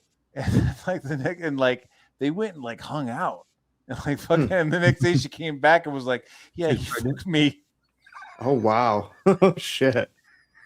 Dude, that's happening. Like, nowadays, stars are getting fucking. I was like, oh my god, that's fucking hilarious. I was like, did he wear a condom? Yeah. Oh god. Yeah, dude, I didn't know what else to say. I was like, did you wear a condom or what? Like what? That's a crazy Wrap that thing. shit up. Yeah, women will fucking, if it's celebrity and there's like clout basically around them. Yes, dude. That's how the Ethan Ralph guy gets fucking fucked, I guess. Really? Well, you should look at the video. He's banging some porn star. It's all on Twitter. Oh, he's been a porn star? No, he's dating a porn star. That's when Chris mentioned. Was that Scarlet chick? Is that who that is? Scarlet. The one that he's like choking in the photo or in the image? Yeah. He's had all of them. You should. I put the link in the. Oh, you did? God, man. Yeah. So that's they say men are dogs, right? They say men are dogs. Well, I think women just are attracted to different things. Like they used to make a Money. joke. Different things. Some women are attracted to fucking Ralph. Some women are attracted to dwarves. Like there's a celebrity factor to shit. Yeah, like and like it's sort of a weird thing where it's like I think it's like when I've noticed when I've worked with a lot of actors. And when you first meet an actor the first time, you're kind of mesmerized because you've seen him so many times on TV. and you see their face. I mean, Yeah, you're kind of like looking You at their start staring faces at a little bit, right? You're like looking at their noses It's and their weird, fucking man. foreheads and shit. You're like, yo, dude, I met like Henry I've seen you Winkler, on TV. and I was like sitting there staring at him for like 30 seconds, and I was like, I kind of caught myself, and I was like, "You're the fucking Fonz," and he's like, "Yeah." It's like, And what's Fonzie? Fonzie's cool. Be like oh, weird, Fonzie. man. It was like this Danny DeVito, same thing. I was like, you're staring at him, and he's just waiting for you to talk. And you're like, you don't know what to say. Dude, I used to see people in New York all the time, and I would just like give them a little nod. You know what I mean? Like, hey, what's up? Yeah. Sam Waterston, hey, get a little nod. Oh, you know? from like Law and Order and shit. Yeah. Or like I remember seeing the bad guy from The Last Action Hero. Like I had just seen The Last Action Hero with Schwarzenegger, and I was on the subway, and the main bad guy like got onto the subway, and I was just like, oh shit. I gave him a little fucking nod. I was like, hey, what's up, dude? You're And he not was just taking like, over the subway. Yeah, I was like, what the fuck are you doing on the subway? I didn't say that, but I was definitely thinking that though. I was like, why the fuck are you on the subway? I just saw you on the movie theater, dude. What the fuck are you doing? Shouldn't you have a driver? Like a personal right, but driver apparently, or something? Sometimes actors they're are faster. broke New as York shit. is faster just to get on a subway. Yeah, they want to feel like they're close to the little people. Oh man, They weren't dude, expecting Matt Farr to be on the subway. They The weren't. summer. dude, Get you see some Farr. crazy shit on the subway though. If you want to go out, you see some crazy shit, Just to man. warn you, like he calls the arresting officer the N-word at one point.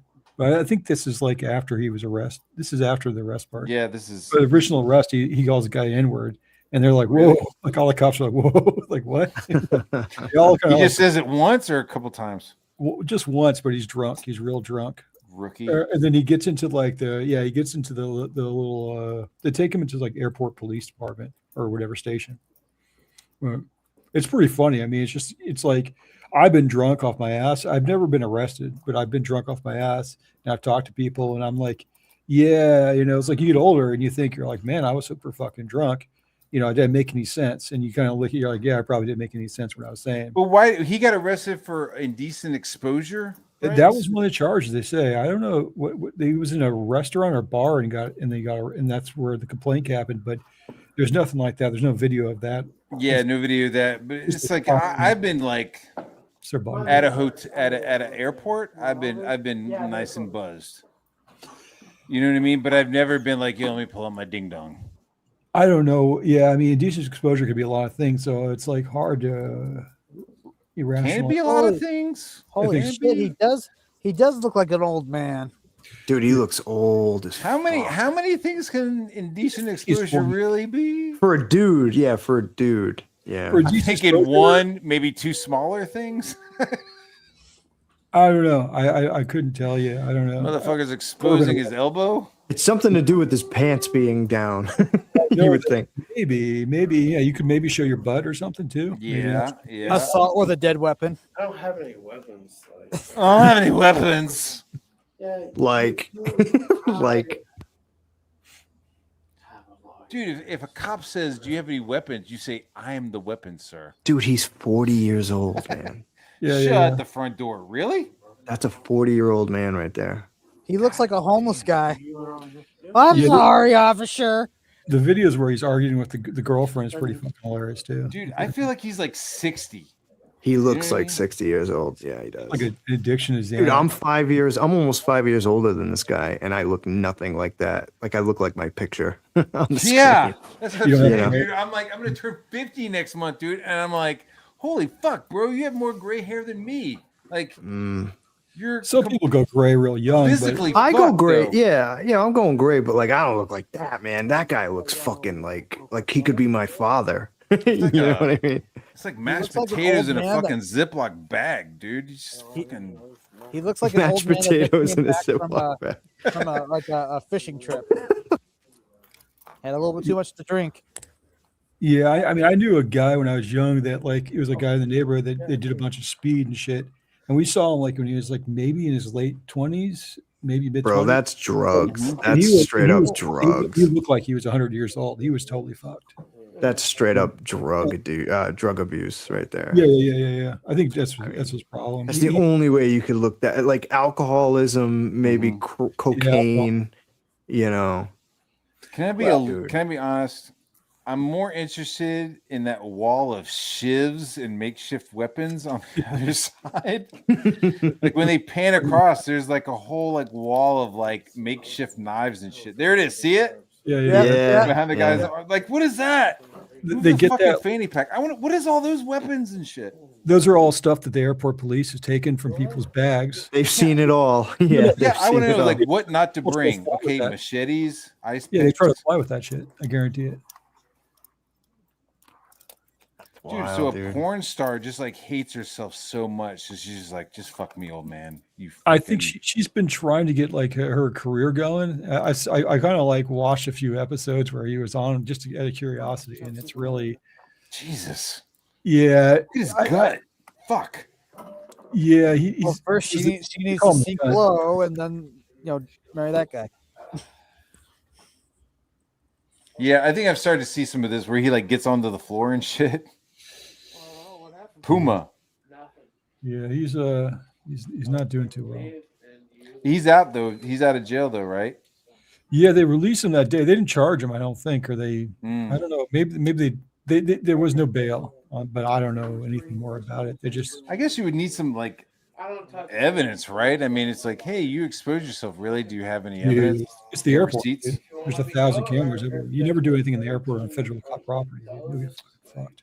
Federal property. Yeah. I know. Yeah. Get involved with the feds, dude. They don't play around. I'm waiting for him to say, "I used to be somebody, but I'm nobody now." It does remind me of a certain frogman. Now that you mention that, yeah. Hey, you sluts, you lesbians. Whenever I think of Ethan, I always wonder, like, what did Nolan and and all the other guys think about him and all his antics, and just as it's like, do they agree with him? Because I remember Nolan was like backing him up and shit. It's weird. Yeah, they're pretty quiet about it. They don't seem to really talk about any of his shit. And I don't know if it's because they want to like keep that access to those views or not. I don't know.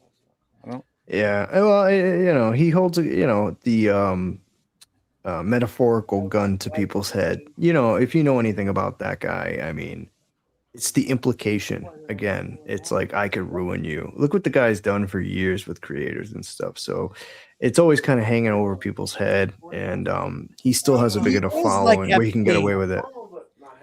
Yeah, he is almost like Epstein. Yeah, I mean, that's just from my personal experience from what I've seen over the years, and I mean, it goes way back. I mean, he that's just the way he rolls, and you either go with it or you don't. So most people they ignore it, and they I'm just not move giving on. him praise, but he definitely has like a persona, or he has like a presence on YouTube. You know what I mean? Like he's able to like stream and talk when some of the other professionals aren't. Yeah, he's engaging You know what when I he's mean? not So being a he's- total dick, and he's not trying to be So he's able to like pompous. generate some money, or at least he used to be able to generate money for some of these older professionals. Like you get, I love Aaron Lepresti's artwork. Don't get me wrong, but like on a stream, like it's kind of fucking slow. You know what I mean? I think that he walked into the right place at the right time, and that's all. Yeah, timing is everything. I At agree. the beginning, I thought the same thing. I thought he was charismatic, and there was something going on. That's the word. But yeah, I think he just walked in. I think that it was built up from probably COVID, and just in general, people were just super fed up with it.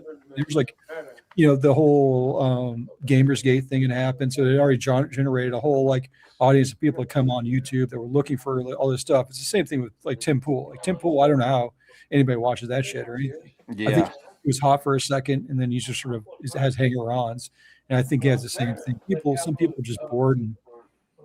Yeah, there was like a perfect storm of like COVID, people being at home, fucking people being mad about more than anything, gay Matt, Superman, and like they used to have Ethan used to just have a good time. Like I stumbled into this place around 2018, right? And it was more about It was a fan movement. People were rebelling against the mainstream. So that's how it started. But then it was like they do these streams and it was just joking around, having a good time, busting balls. And it was about having a good time. That really changed. And once it started changing and it started being like like anything, it turns inward, right? Before it was like we're fighting the outside, then it becomes inward, and then it's like this infighting with in between inside creators. Yeah, because it's like all the people that we were kind of fighting with or whatever just like stopped engaging. They noped out. Yeah, they noped. I don't want to say we won. They just moved through, on. Like attrition. Yeah, they just like moved on or noped out or blocked or just like they just like pieced out. So then I think what they did is they found out how to be comic, which is they just ignore they ignore people. I think there was just no money. I just think that the market tried a thing where they were saying we're not making money, so we're going to try appealing to this other audience, which is going to be to piggyback people. And then there's no money was made from those people because generally they have zone interest in that shit. And then they're like, okay, what are we going to do now? And I think piggyback off what you're saying, like I agree with that. I think they spiked in 2020, 2021, and then everybody had the COVID, the funny money. People were investing, people were stuck. Everybody was watching these live streams, so it really did peak around then. But then they started noticing the it's a combination of factors too, because like the book started getting late. So like those people who were investing in these projects, and Ethan always says, well, you're not a customer, you're not buying anything. He always made that clear distinction. You're a backer. You're backing our project. You're not a customer. So you don't know, that was the big thing. It's like you're not necessarily guaranteed to get a product if you back, which is something. Crazy, dude. Yeah, I know, but I think it all kind of, like to your point, I think it all kind of ties in because the money started shrinking up, and then when they noticed the walls were kind of closing in, then they started isolating other creators and other artists like Ethan. And I'll give him a little credit because like at certain points everybody went to Ethan to try to sell their book. And I'll give Ethan credit because like he did try to, and then he got a lot of people who got pissed at him for whatever reason, right or wrong. I can't say for sure. Yeah. And then he started getting jaded, and then he started attacking other people. Then he started to realize he was getting viewers. Ethan is always somebody that's wanted to be fucking Howard Stern and a radio shock jock. He's always wanted to be that, right? He's an artist, a comic book guy, but the more he did those live streams, the more he got wrapped up in it. And like anybody who knows about how his work ethic is, he's slow and fucking takes him forever to get shit done. We're watching those drawing streams, and it's like this motherfucker's taking days on a page. Yeah. And the art doesn't look that good anymore. It's looking pretty shitty. Well, his best days are behind him in terms of like drawing. They don't have to be, dude. He's relatively young. It's just like I think there must be a mindset. Motivation. It's motivation. It could be a million things. I mean, he could maybe go. It could be a million things. I mean, but I think not drawing a lot. If he's like spending several days not really drawing, like you're gonna get fucking rusty. I don't care if you've done it for 20 years or 30 years. Fucking Rainbow the what was he doing? What was he doing for 5.5 years? But I know. But I think what happened was he turned on the chat. Like that's what they always say. That's what Medicare or somebody else will say. He never turned on the chat. Well, he doesn't respect them either. Like, I mean, you're fucking up. The chat will be like, "Oh, you're fucking everything up, dude," and you have to listen to him. It's he started relying on the live streams and the super chats. Like, it's not about the funding. He spent that money. Like, and that's why this whole Indiegogo terms of service shit is a big deal. They'll try to joke about it and play it off today. Like, I've seen some videos and clips where they're talking about Indiegogo and they're changing the terms of service and like they're making fun of it, but like. It's true. Like you can't get that money. Like he's fucked himself. So now he's got to produce this shit, and that's why he can't do refunds. Because he's like, I need to make sure I have funds to get these books. I'm like, well, why is that? You made $1 million on certain books. It's like you should be able to. That he made about Mint and Riley was like, yo, what the fuck? He was like, well, they send me super chats. Yeah. Right. Well, I was like, oh, okay. I was like, that's why I'm kicked out of Comicsgate Green Room because they send you super chats. All right, bro. Purely transactional. I don't think that was noted. I think he just he gets a little thing in up his ass where he wants to fuck with somebody, and he just goes fucking full bore on them. I think he did that with you, Matt. It has nothing to do. You didn't do anything wrong. Well, he's using it for content. He thinks it's content. I think he's fucking nuts. I think he's Well, there's probably both true. I think you're right. Yeah, but I like the guy. Somewhere along the way, he realized that somewhere conflict. He thought conflict was good. Look at the Dungeoneers. Look at the PTP stuff. Look at fucking Dan Fraga. Look at Eric July. Look at fucking Yellow Flash. Like the list goes on and on. He's made a calculated decision that conflict is good. But what he doesn't realize is when you combine that with late books, bad attitude, bad behavior, and constantly shitting on other creators, that's not a good look, pal. Like, it's not a good look. So do you think, like, when Shane did that whole thing with the shaking the hands and all that shit, where he basically alienated himself from all the other creators at the con, and basically where they're making jokes with him that he was eating in his room, and then go up in his room and talk to Mandy at night, and then Dan would come down and be like, he's like, why are you talking a bunch of shit? I'm standing right over here. If you want to go talk shit, you don't need to go on the internet at night and talk a bunch of shit, and you can just say it right in my fucking face. That was what he basically said to him. And the whole thing with Fraga was because let me finish what I'm saying. Do you think that Shane is thinking that out, or you think that he's just a reactionary dummy that just says a bunch of dumb shit because he probably feels insecure and is retarded? I would like to think it's reactionary, but who knows? Yeah. I mean, he could be in his head. It could be something he thinks is a rational thing. I couldn't say. I think he's reactionary, and then trying to generate a fucking reason afterwards. And then you start feeling sorry for him for that reason. You're like, I feel sorry for him because he just doesn't know how to get that fuck out of his own way. Same thing with. Yeah. He gets super pissed off whenever somebody is like, "Yo, Comic Skate's books are late." He will fucking jump onto a stream. He takes it personally because he's not even late. My books are always on time, and it's like, bro. Yeah. And going back to that Fraga stuff too, and I'm not sticking up for Dan. I did back his book, and Dan, where the fuck is my ass titty shirt? So I'll be the first one to be chastising Dan.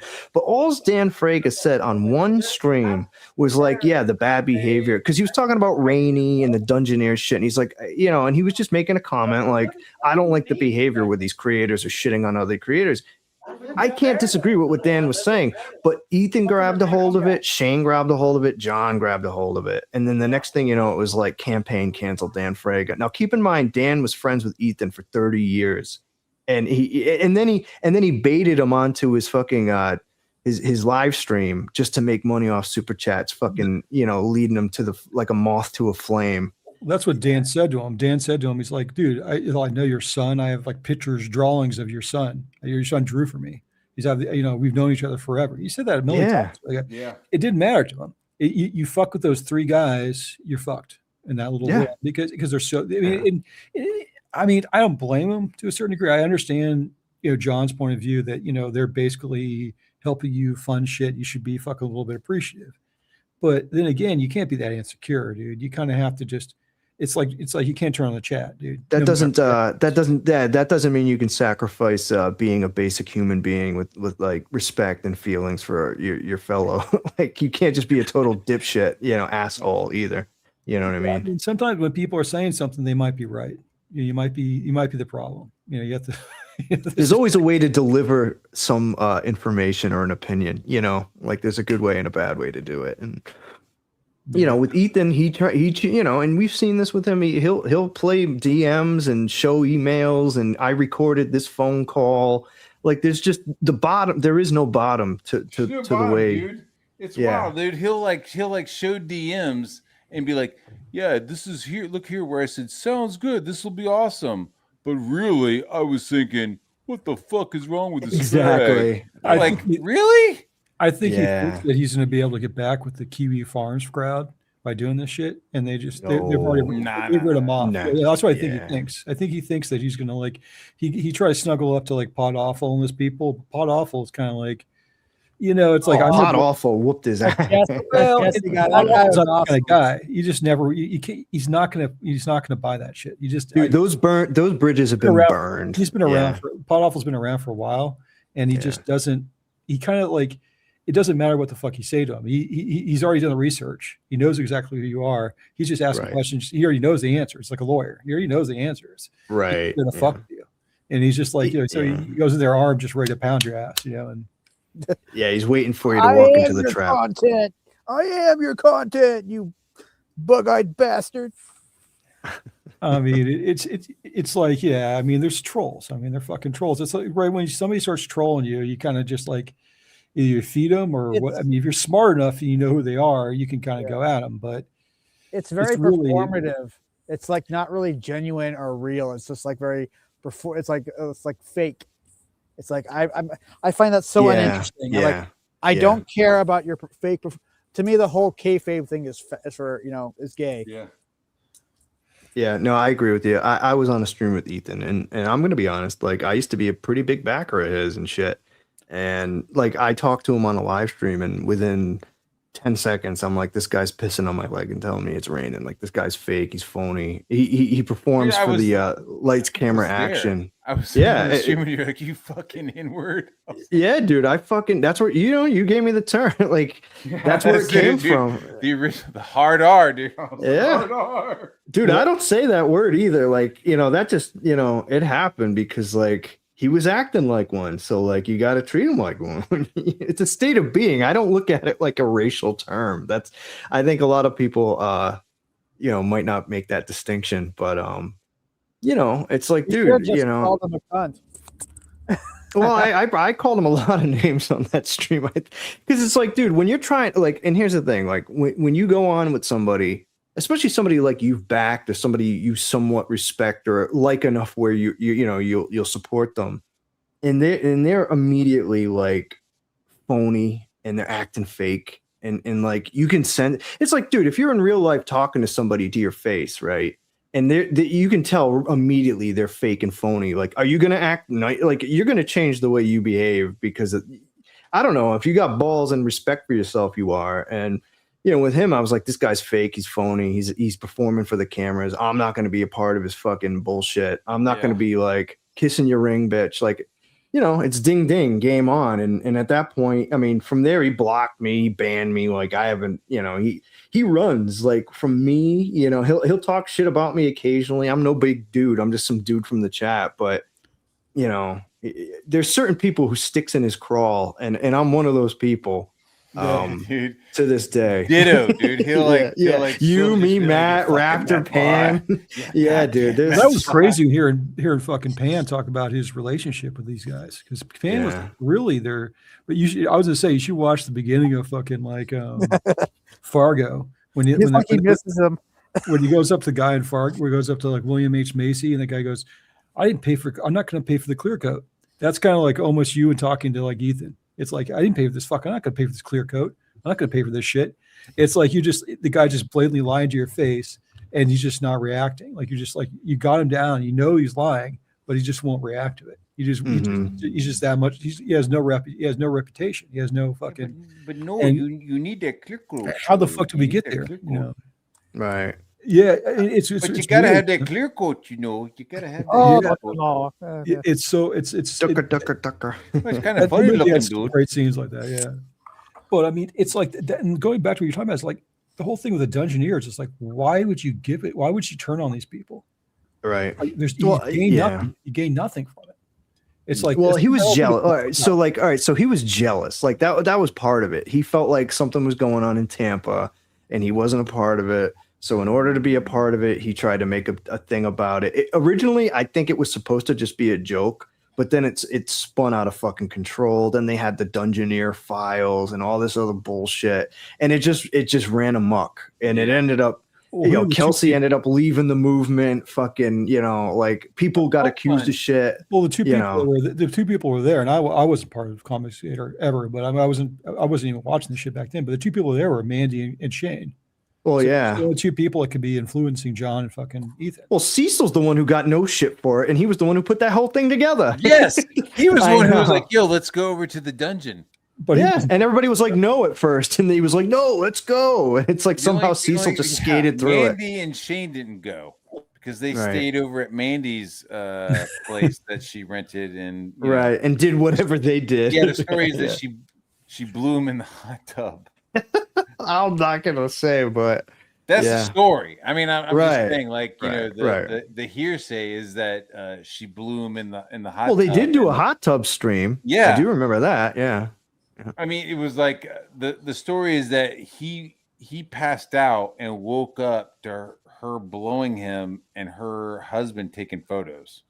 That's the story. Somehow, knowing Mandy's background with her husband or soon to be ex or whatever, like soon to be Basketballs.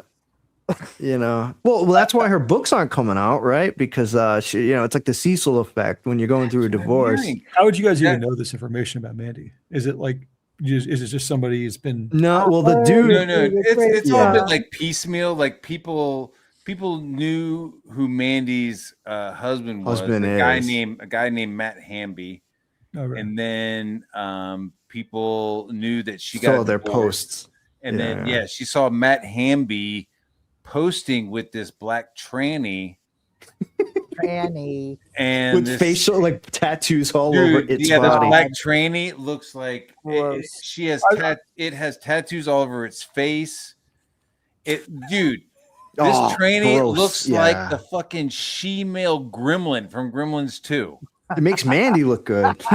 Yes. Why isn't Ethan talking about this shit? Like, why is Ethan like talking about all this other shit with all these other? That's like, I mean, because it's like this. It's like you rip the Band-Aid off. It's fucking done. No, he'd rather talk about Eric July crumbling this year rather than nobody getting money gym maker shocked because the money Just has like been Eric taken by July Matt was Hamby. crumbling last year and the year before that. Right. So Mandy and this other dude are married.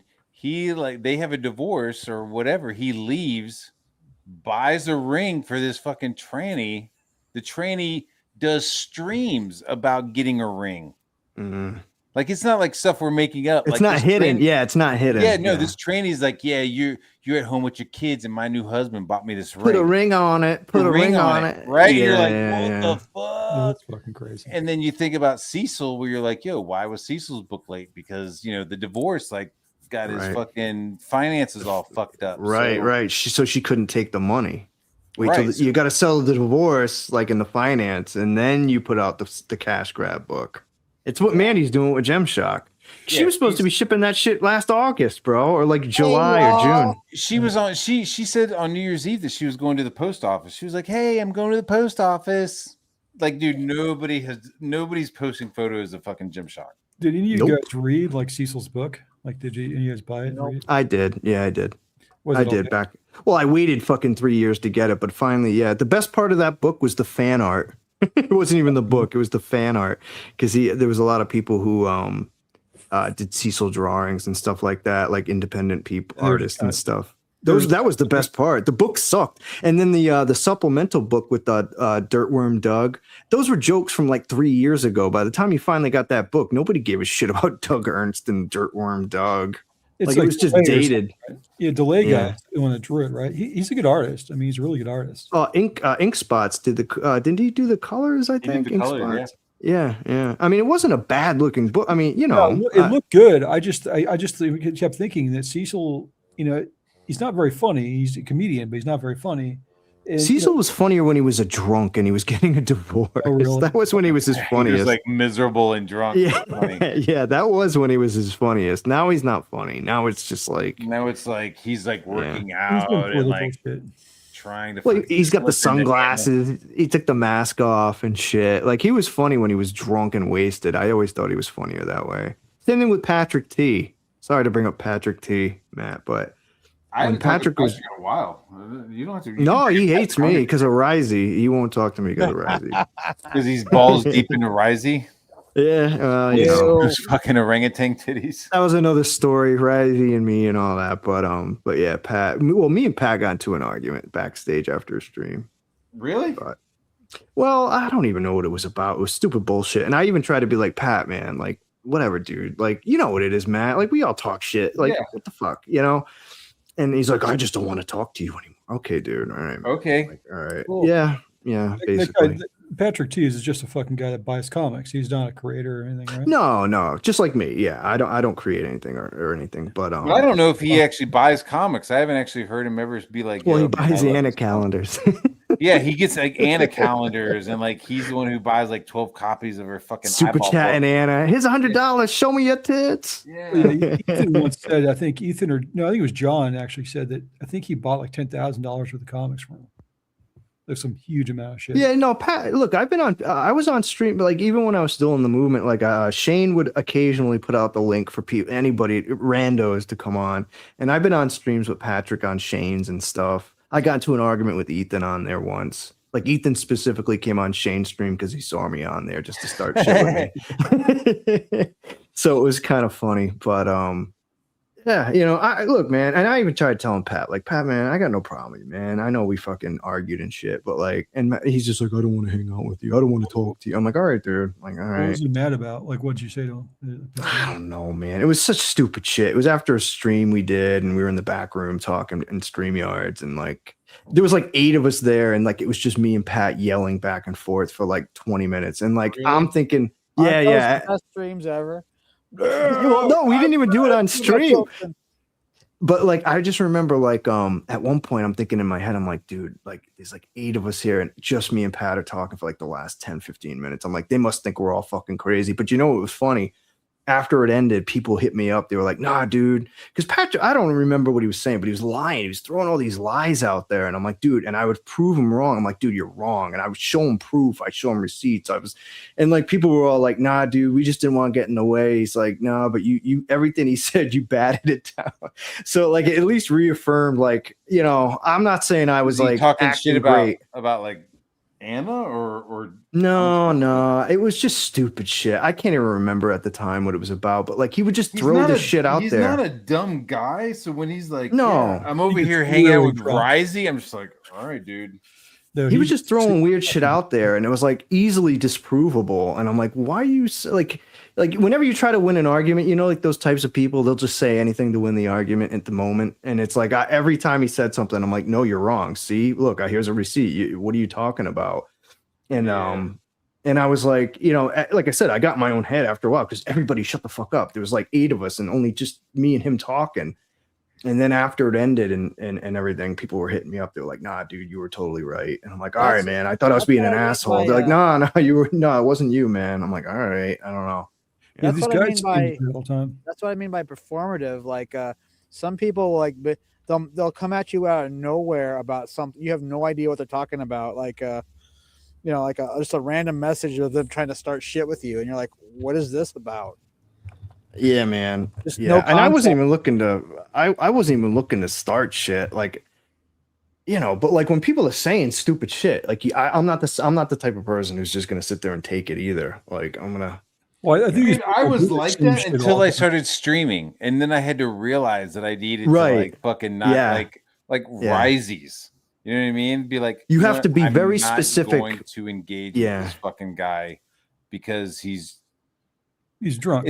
he's drunk, and it's not like a real argument. You can't like make points because he'll just You can't win anything. There's nothing to win necessarily. Yeah. You know. He'll drag Yeah. you fucking You make a good point, and he's just like, yeah, well, suck my dick, and it's like, Yeah. all right, well, Well, I mean, yeah, I mean, think about this. Like, I mean, all these guys, and this is like, I guess I'm gonna bring this to Ethan at the end, but I mean, it's weird that Ethan surround himself with people like well-read, fucking like Crazy Cat, and all these. I mean, you go in there, you see the mods, you're like, who are these fucking retards? And like, what are they doing here? Like, what?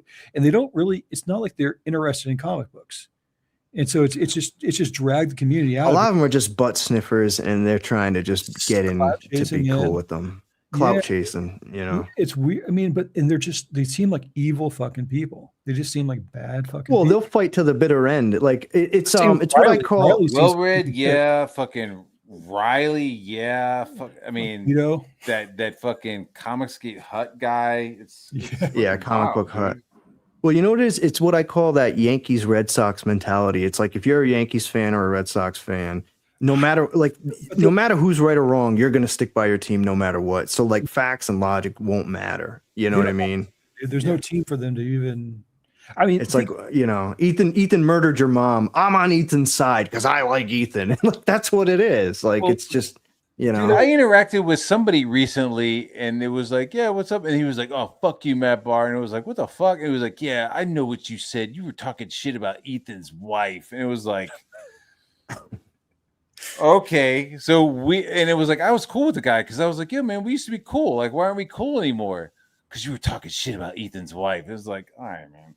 That was But you all- skipped over like the 50 million things he said or did Yeah, about you skipped me. over Yeah. him making puppets about my fucking wife. Like you skipped over like Yeah. a bunch of shit, and it's just like, Matt Barr, you just like went from 0 to 60 and started calling Ethan a fucking vegetable fucker.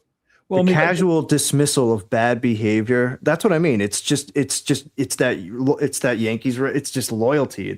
but these people doesn't are fucking matter. liars, dude. I mean, they just lie so fucking much. Yeah, like yeah. the comic hut guy is probably the worst. I mean, it just seems like people basically know that he's comic hut, but he has a little. What is that? What account does he have online? Ethan told on Comicscape him. drama.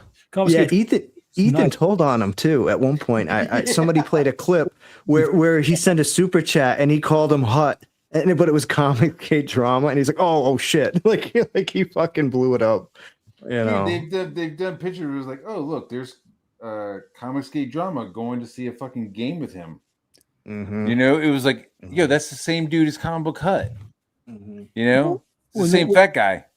when Ethan like announced that he had read the greatest comic book of all time and it was Liam Gray's comic, I remember I was watching it and I was like, and then he went on to like they did the episode after that on like John's show, and then John's talking, he's like, yeah, okay, he's all okay, and then and Shane was there and Shane's like, I don't. He's all, are you just doing this to get it back at JDA? Is that all the reason you're doing this? Basically calling him a liar. You know, you're just lying. And then he's like, and it was like, he kind of just smirked at him. Like, he's like, okay.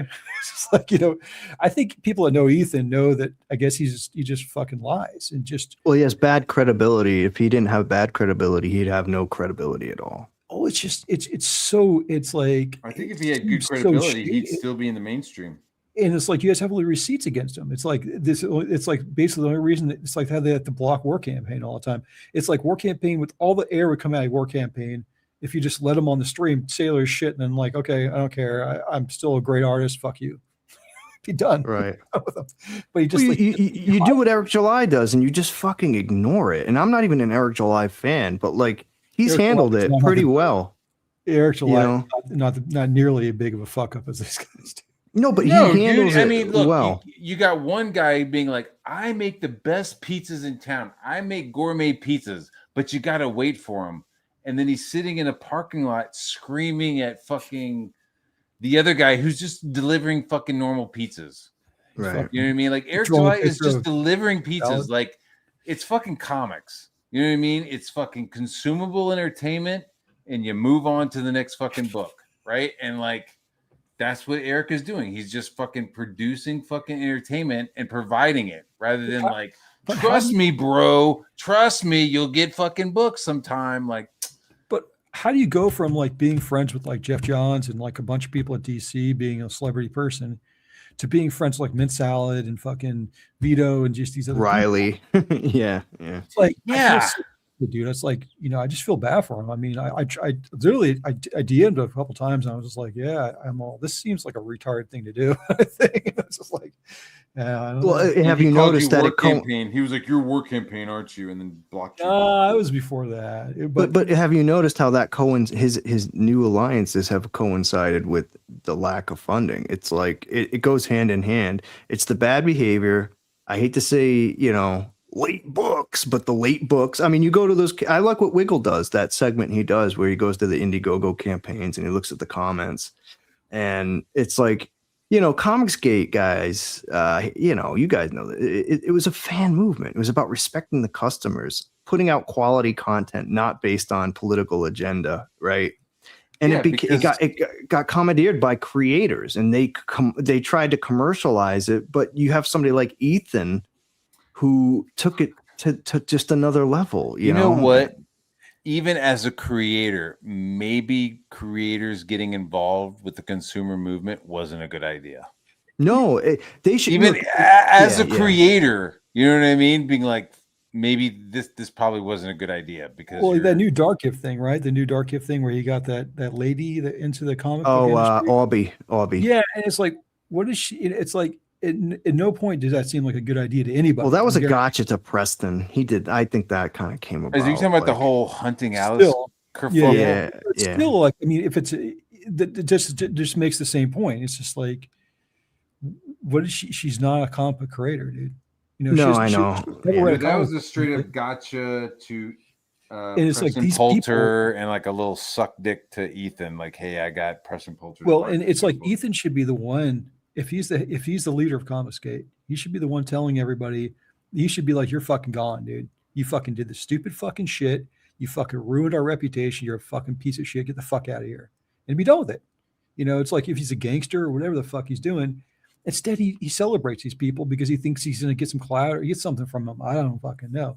But I mean, you have to have some sort of like. Well, it goes back to his love of live respect streams. Like he likes the drama. He likes the super chats. It's a lot easier to sit there on your fat ass and do a 3 to 6 hour live stream and make $5 to $100 in super chats than it is to sit there and fucking put your books out, right?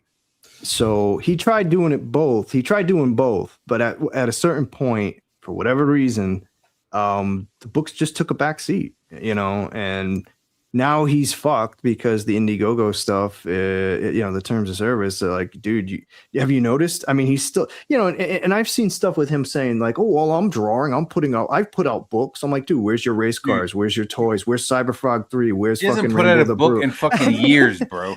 Well, that's because he can't, you know, I mean, does anybody even want the race cars or does anybody want, I mean, he might, No, Ethan might actually, yeah. The master race. Nobody wants a fucking Kumlat racing car. yeah. Shit shows up all burnt and smashed in. Well, look at Malin. All right, just for comparison, look at Malin's campaign, his new one, and Shane's. They're like what, $15,000, guys. This is the top echelon of CG, making not even $20K. Dude, yeah, campaign, they're not even making you know? $20K anymore, dude. I mean, God, these guys would get like $200,000, man. Easily, dude. Yeah. At least 50, easily. you can't feel You sorry know? for those guys because they chase, like they've always say they chase off all the Well, people. and like I said, it goes back to a combination of factors. It goes back to late number one, and I know it's the running joke, the late book shit. But like, dude, people don't sit here and just like, this isn't like a money-free loan that you can just sit on and use it to go gambling and shit. Like no, like we want. Look, man, if I see buildings built in Boston in less time than it took to put out a comic book, there's problems, guys. Like, It's a comic. right. I'm not trying to say like, I'm not trying to like, you know, say like, oh, there's no talent involved or it doesn't take time. But like, dude, 5 years to do a fucking 48 page, like, what do you have no job? It's not like they have day jobs. So like, what are you doing all day? Dude, mean, you know? Mobius wasn't putting out books like that. Mobius was like churning shit out. And it's like these people are 30-year veterans, 10-year veterans. And it's like, how are you not Right. maintaining that mainstream deadline? I'm not saying like a book a month, but that's where these guys came from. You guys Well, came and- from a book a month. Well, Like, that's they a were page never a day never or writers. more. They never were publishers. They were never professionals in that respect. They were Well, just in the artists. beginning, exactly. In the beginning, you'd give them that leeway. Back in 2018, when this shit was new, you gave them that they're leeway okay. because we were learning. You know, the expectation was they'd get better, like anything, right? When you do something, you get better at it as time goes on. But it didn't get better. It just No. it got worse. As a matter of got worse. fact, yeah, you know. And people started you know. bailing. I Yeah, remember well, just and then being you like, get the "Yo, bad Bancroft, behavior." Are you still Comicsgate? And Bancroft was like, no. Well, Hey, and what's it goes up, these back to guys? the- You guys Comicsgate? They're like, no, we're not. Yeah, I Comicsgate mean, it's anymore." like I think lot at a of certain people. point, like when they fucking that whole thing went down with Dungeoneers, it sort Right, of the sounds bad like, behavior. Well, Then there's they started people around shitting on them. all the other creators. It's like people don't like people like Rainey, people like Camo Moon, people like now Ethan's coming down on all these people, and Well, it's they like now work- you're ripping Yeah. people apart. You know, well, it's like this. It's like why not let PTP and these other people put on a convention? What's the what would that hurt? And what would it hurt if like Rini wants to come on your thing? It's like they got really personal and they got really collective and they just started fucking everybody over. Narwhal, what Yeah, they did to Narwhal. It definitely like It's like- turns people It's off same with when Matt, you're. go to Matt Barr. It's the same thing. Matt Barr will tell you the same fucking story that he basically for no reason went after him. There's no Yeah. fucking reason. It's fucking stupid, man. It's Because just I like- didn't go along with a rape joke. So apparently, like me not going along with Riley's rape jokes was the fucking that was the end. The straw that I broke got the that camel's was back, what yeah. pushed me out. Like, oh, if you don't go along with Riley's rape jokes, Well, it's the big you're question. at a Comicsgate. It was like The big question is who was fuck it. backing like fucking Riley? If it was it Anna, was it Shane, was it No, Mandy? Who was backing him? Ethan. It was mostly Ethan. Yeah, it was Ethan know. and Dick. I don't even think Dick know me, but it was like Riley would do rape threat streams about me, and Ethan would show up on the stream. It was like, all right, well, Yeah, I mean, the and thing then about that's what, and I was like, man, I'm not drawing your fucking book because I was supposed to draw some Girthy Stallions book for him. Isn't And it then when funny too how he loves your art, then he hates your art? Like that's Dude, the other he thing called about me Ethan. top 5 fucking artists in the indie comics. He was like, you're good enough to be mainstream. I was like, I don't want to be mainstream. He was like, awesome. And then he's like, now your shit's shit. You're now fucking it's shit. Your book that you Yeah, did with yeah. Chuck Dixon fucking sucks. Liam Gray's shit is the best. You're fucking Yeah. It was like, all right, bro. with my fucking mic and shit too. I was like, all right, Yeah, dude. man. Sounds No good. credibility. That's the thing. Like, remember he would play Camel Moon's cartoons all the time. Now all of a sudden, Camel Moon's a piece of shit. I'm like, dude, you played his cartoons for how many years? Like 2.5 years of like this, and now he's shit. Okay, all right, cool. All I right. mean, it's sort of a thing is like, what's the problem with like PTP and fucking Biggins and stuff putting on a convention? You stick to your art. All you do is making comic books. That's all you're Well, fucking doing. PTP kind of did fuck himself a little bit with the stuff he said, but Just let Yeah. them do their thing. Just let them. I mean, there's no reason to get involved. Like Ethan's no, not I gonna- agree. I agree with your point. I agree with you. You know, it's just let him do his thing, and then you just Yeah. like getting in there, getting involved in their shit. It just seems like a really bad idea because you could just do your own thing. It's like having your hand in every single pie. Yep. It's ego. It's dude, he's a malignant, narcissistic Super, dude. fucking Dude, guy, and man. in fact, You know, if you have a problem with him, he will like create a situation. He'll try where to ruin all you. of Comicsgate Yeah. is against you, where it's like, right. hey guys, these people hate me. They're That's what coming he do in after War all of us, Campaign. and you're like, what? That's what he do at War. Dude, he used to use War Campaign for that. And then War Yeah. Campaign got sick of it and they said, fuck you, dude. You know, but he's still doing that with his chat. He tries to weaponize his fan base and to cancel people. And he's the first one talking about bullying. How fucking hypocritical, guys. Well, Like, yeah, think give me a about- break. Well, think about fucking what's his name? Like fucking who's the guy who shot himself in the head? Like Pisker. yeah, Ed Piskor. Yeah. I mean, Oh that yeah. whole- Well, Ethan was leading the charge on him until he did it. You know. Yeah. I thought everything Ethan said was real, and then I kind of like, and then like I started doing my own research, and I was like, oh shit, Ed really Yeah. did. Ed's innocent. It's like I feel Yeah. bad. I was like sitting there, I was like right along the thing. I was like, man, dude. It's He's all like- kindling. I guess Yeah. Ethan thought that Piskor had like gone after him when he left His when he brother. left mainstream, so he felt vindicated to like. He was like, "Yo, I'm gonna make this my fucking content. We're gonna be talking about this." Ethan tells a story where his brother went up to a convention and like wanted to like befriend Ed Piskor, but Ed Piskor saw his name, and then he said, "Oh, are you Vance Skyver's brother?" He goes, "Yeah." He's like, "I'm not signing your shit." So Ethan, it was like a big blow to Ethan, I guess. So Mm. that was a big hatred of the guy. He said the guy's basically, oh, I don't know, like a fucking SJW or something along those lines. But Well, Ethan's the first one to talk about people being mean girls, and he is the fucking top fucking Bro. mean girl. Like, He's it's mean not to even the fucking shit. hot meat kettle, you know? it's like like that. if you just focused in on making a good comic book, you'd make a good comic book. Deliver But your if you try products, all this dude. Shit, you're trying to do this all this shit. You're not going to be able to do all this shit. I mean, it's just too much shit, dude. It's like once somebody like Riley comes in this scenario and starts doing a bunch of dumb shit, it just distracts everybody from actually the goal of making comic books and making good shit. Exactly. If you Yeah. let people in, you're just fucking you're fucking over Matt right away, but you're fucking over everybody else too. You're fucking yourself over, and that's where it gets really weird, man. Yeah. It's Yeah, just- I mean, understand Ethan when could they're avoid a like, lot it's of that. Not about comics. I was like suddenly it was about comics, and we were like super jazzed and riled up about comics, and then suddenly it was like some other shit, and it was like, what the fuck is going on?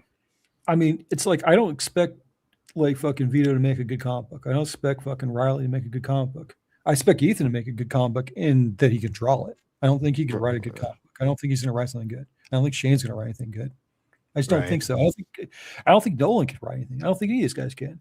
I told him that pretty times. It's just like you guys need to get writers in there. You guys need to get real people. You need to take it fucking seriously. You're competing with DC comic books. You just Well, need it's to- like Well, they had people. We had Chuck Dixon and stuff. I mean, but you know, I mean, people it's- get pushed I don't out. wanna- I don't want to talk shit about those guys. I mean, well, it's like the movie The Bride, right? You got that Maggie Gyllenhaal. She wrote it, she directed it, and she produced it. And 99.9% of the time, people who do that, it turns out to be shit. You can't do everything well. Not everybody can. I'm not saying not, it's not possible. But people who typically try to take on more than they can chew, you have to focus on your strengths. I mean, I know Quentin Tarantino does. He does a lot of his own shit. Right. I don't want to say everybody, but typically, if I see somebody who wrote it, produced it, and directed it, it's a certain type of person. I mean, yeah. I mean, I don't know actors. I could talk about. I mean, I work in the film business, so I could talk about it for a million years. But yeah, there was a big push where they started getting actors involved in screenwriting and everything else, and because the people, the agencies like William Morrison, Dever, all these other people started owning everything, so they wanted to promote the people they already basically have contracts with because they could double dip. You get money from both ends. And so they started promoting a lot of actors, and actors are really they're an open book. It's basically like an empty vessel you could fill with anything you want. So, it's true. And so they're good actors for that reason. So it's like they have nothing really. They can write stuff, they can do everything, but the actual thing where a real writer can look at something and say, it's not just like turning out a good screenplay and turning out a good movie. It's actually seeing society in a certain way, having a perspective on life, and being able to pursue that and deeply emotionally connect with an audience. If you could do that, you could write, you could do anything. And that's where, same thing with Comicsgate. It's like, I told Ethan, I was like, man, dude, I don't think Cyberfrog is a character that can connect with an audience. It just doesn't have it. He's a robot. He's kind of retard. You need something that's really like a hero. You need a Captain America. You need something that's real, like a character that's fucking cool. Something you can latch on to tangibly. Did he listen to you and move to Heather Swain, or he just told me that he just told me I need to read the comic book, but honestly, I haven't read this comic book. But dude, I mean, it's good to have a writer. It's really good to have a writer because they have a completely different set of skills, the skill set. That it's different than what artists have. Like, we're thinking about perspectives, we're thinking about anatomy, drapage. You know what I mean? We're thinking about all these other stuff, but writers think of something else. Like I showed you guys my shit earlier in this mandibles. So I have mandibles, and I have an outline, a script outline, and I've showed it to a couple people, and I showed it to one guy, Arvid. Remember Arvid? Dude, Arvid. I do. Yeah. Arvid was like, okay, I like this, but so what's your theme? Seems like your theme is change. So you need to go ahead and go through all of your characters and make sure that they're going through change. And it was like, it's like, oh, fuck yeah. You know what I mean? It was just like, oh, okay. He turned on a light bulb. He turned on a light bulb. I got fucking 4 pages of notes. He was like, yo, I read your script. Give me an hour. And I was like, fuck yeah. And I took just fucking notes about everything that he was talking about my script, and then incorporated it, just before I even draw anything. I want to make sure that the script is fucking bulletproof. And he really helped me with making it just deeper. Does that make sense? There's more meat on the bones. There's characters that were kind of hollow or have substance. Add depth. Yeah, or I don't know what I want to do, man. I just wanted to draw some cool shit in this scene. And he's like, okay, well, do this and this, and that'll connect. And you're like, oh, okay, cool, thank you. Well, I mean, a good character is going to drive a story. You'll hear I've listened to what's Mike's last name? The guy, the writer, the dude, the Punisher dude. He's Baron. Yeah, Mike Baron. And both those guys are Punisher guys. And I've read their comic books when I growing up. I read all the Punishers. I read all the stuff. I've read most of their stuff. The newer stuff, I wasn't really connecting with. And the newer Punisher stuff, or their stuff. Their newer stuff, yeah, their newer stuff. And but a lot of writers get to kind of tear out. There's a weird thing about them. It's it's like the thing with the musicians. They kind of tear out at a certain point. Yes, dude. They lose the fire in the belly or something. They're not hungry or something. The passion. That's old Tarantino. As he goes on to a whole tangent, but yeah, I mean, it's but Mike talks about writing. He knows the fundamentals, and he knows the connection. He knows how to do all the little bits. He knows. You can tell. It's same with fucking Chuck Dixon. He knows the building blocks to build it. Coming up with that crazy idea that crazy character is where, you know, that $1 million character is where it becomes, you know, kind of hard to do. And that's where it becomes, and the character will basically drive the story. The character, it's like, think of Mark Miller in Kick-Ass. He has a drive. The character has a drive. He has some kind of accomplishment, something. And so he pushes and pushes and pushes to get something done over and over again. So, you know, he's like, he wants to be a superhero because he lost his mother, and there's all these sort of things. So basically he has this sort of thing where he wants justice to come because he feels like he lost justice from his own, you know, family. I remember I was talking to Mark online. He said that both his parents had died when he was a young age. He was raised in the Catholic Church. That's the reason he has huge connections. But he lost both his parents. Wow. So he probably connected really deeply to Spider-Man. And that's because it's very similar. Kick-Ass is very similar to Spider-Man. So he writes the same motif a lot of the time. This character with the fucking need for this kind of like this resolution, like it needs to resolve itself. Good character never really resolves itself. Like the Punisher, there's always a character. There's always a new villain to fight. There's always a new like gangster. You know, it's just. But that's basically good writing. Is a character that just basically. It just kind of flows out. Like there's always something new. The characters, you know, you're saying deep character or something, but there's like, they're real troubled. They're really, you know, yeah. But I guess when he was just like, okay, you need a theme.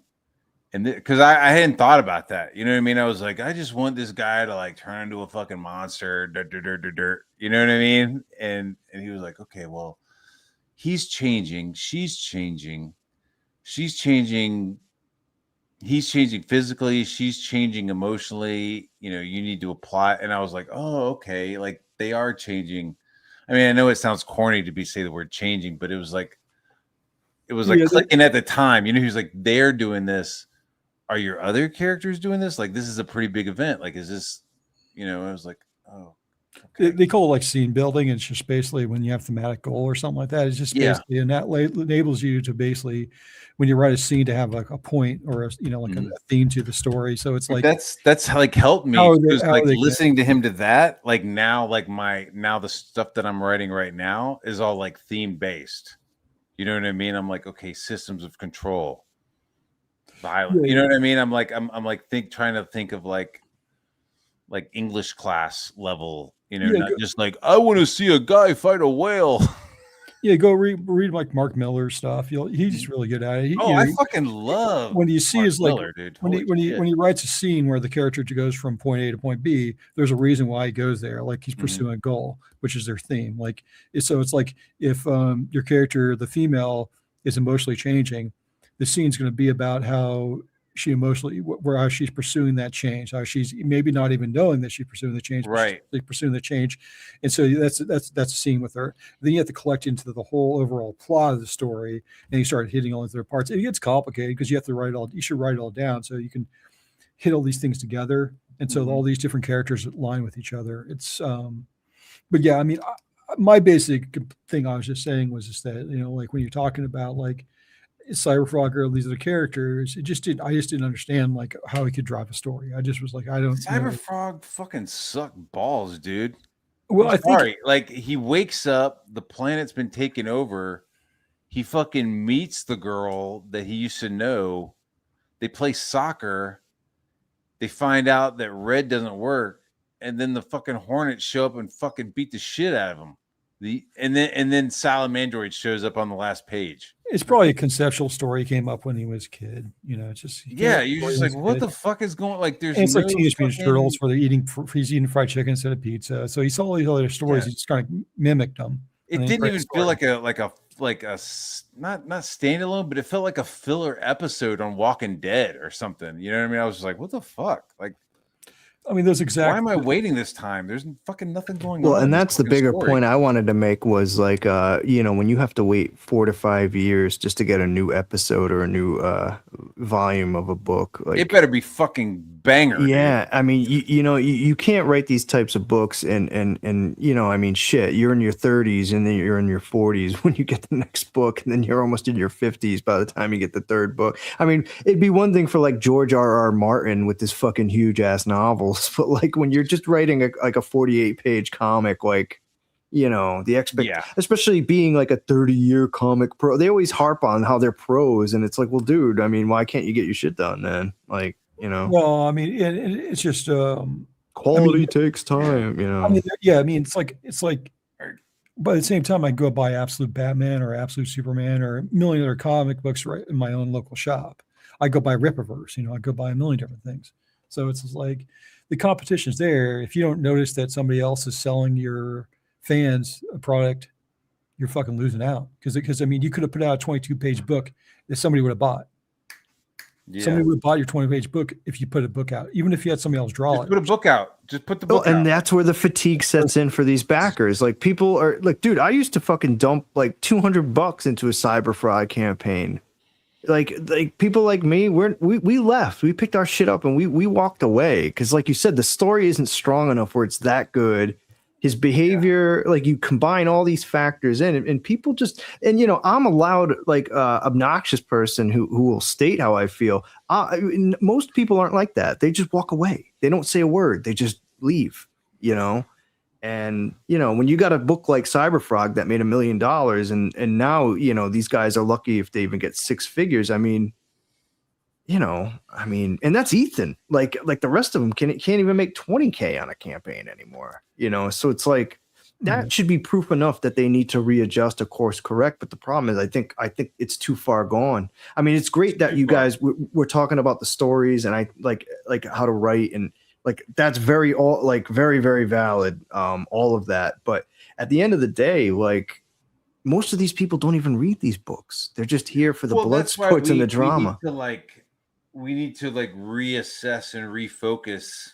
Right. You know, it's like, yeah, we're not just Comicsgate. You know what I mean? The movement got hijacked. It became something else. We're indie comics. Like, we are making comics not just for Comicsgate. Like, we were making comics for fucking tell good stories. Yeah. Interest you. Good art. You know. Yellow Flash immediately just said, he never went Comicsgate. He just said, I'm Iron Age. And I was like, fuck you guys. The same with it's like these guys that are supposed to be contemporaries of his never even wanted to be involved in it. You know, they never got involved because they saw. I almost don't even want to be like, I'm Iron Age. You know what I mean? I'm just like, man, I'm an indie creator who's just, I'm doing my thing. Yeah. I'm fucking right here with, like, you know, Kevin Lard and Bob Burden. You know what I mean? I'm just making independent comics, you know? Well, I mean, it's like, this is like a drug. I mean, good art, good music, good comic books is like a drug. People will fucking, they'll go crazy to try to get more issues. They'll get more story out of you. Yeah. So it's like the fact that they fucked this up is they had the world in the palm of their hand and they fucked it up, dude. Like, that's literally what happened. Like, from 2018 to 2021, they had such an opportunity to grow and make it work, and they just botched it. That's how I look at it. They had they had the writers from Punisher. They could have done something crazy shit. Bro, they had fucking writers. That's what I'm saying. All right. I'm gonna put a pin in it, guys. Yeah, you probably gotta eat dinner and shit. I gotta go pee. Honestly, I gotta get my comic book. I gotta get back to work. All right, Rock and Roll Ninja 2. So thanks for having me on, Matt. I followed your Twitter account, by the way. Oh, Mandibles. I did. I found it. That's funny. Awesome, dude. I appreciate it. And Violent, thank you so much for hopping on, buddy. I got your emails. Yeah, and, thanks, Violent. Thanks for coming on, man. Anything you got heading over to me. Our brothers, thank you. All right, man. So you guys have a good day. Hail the chat, and I'll see you next Monday. Be brave. Right, thanks, be honest. Later, guys. Laters.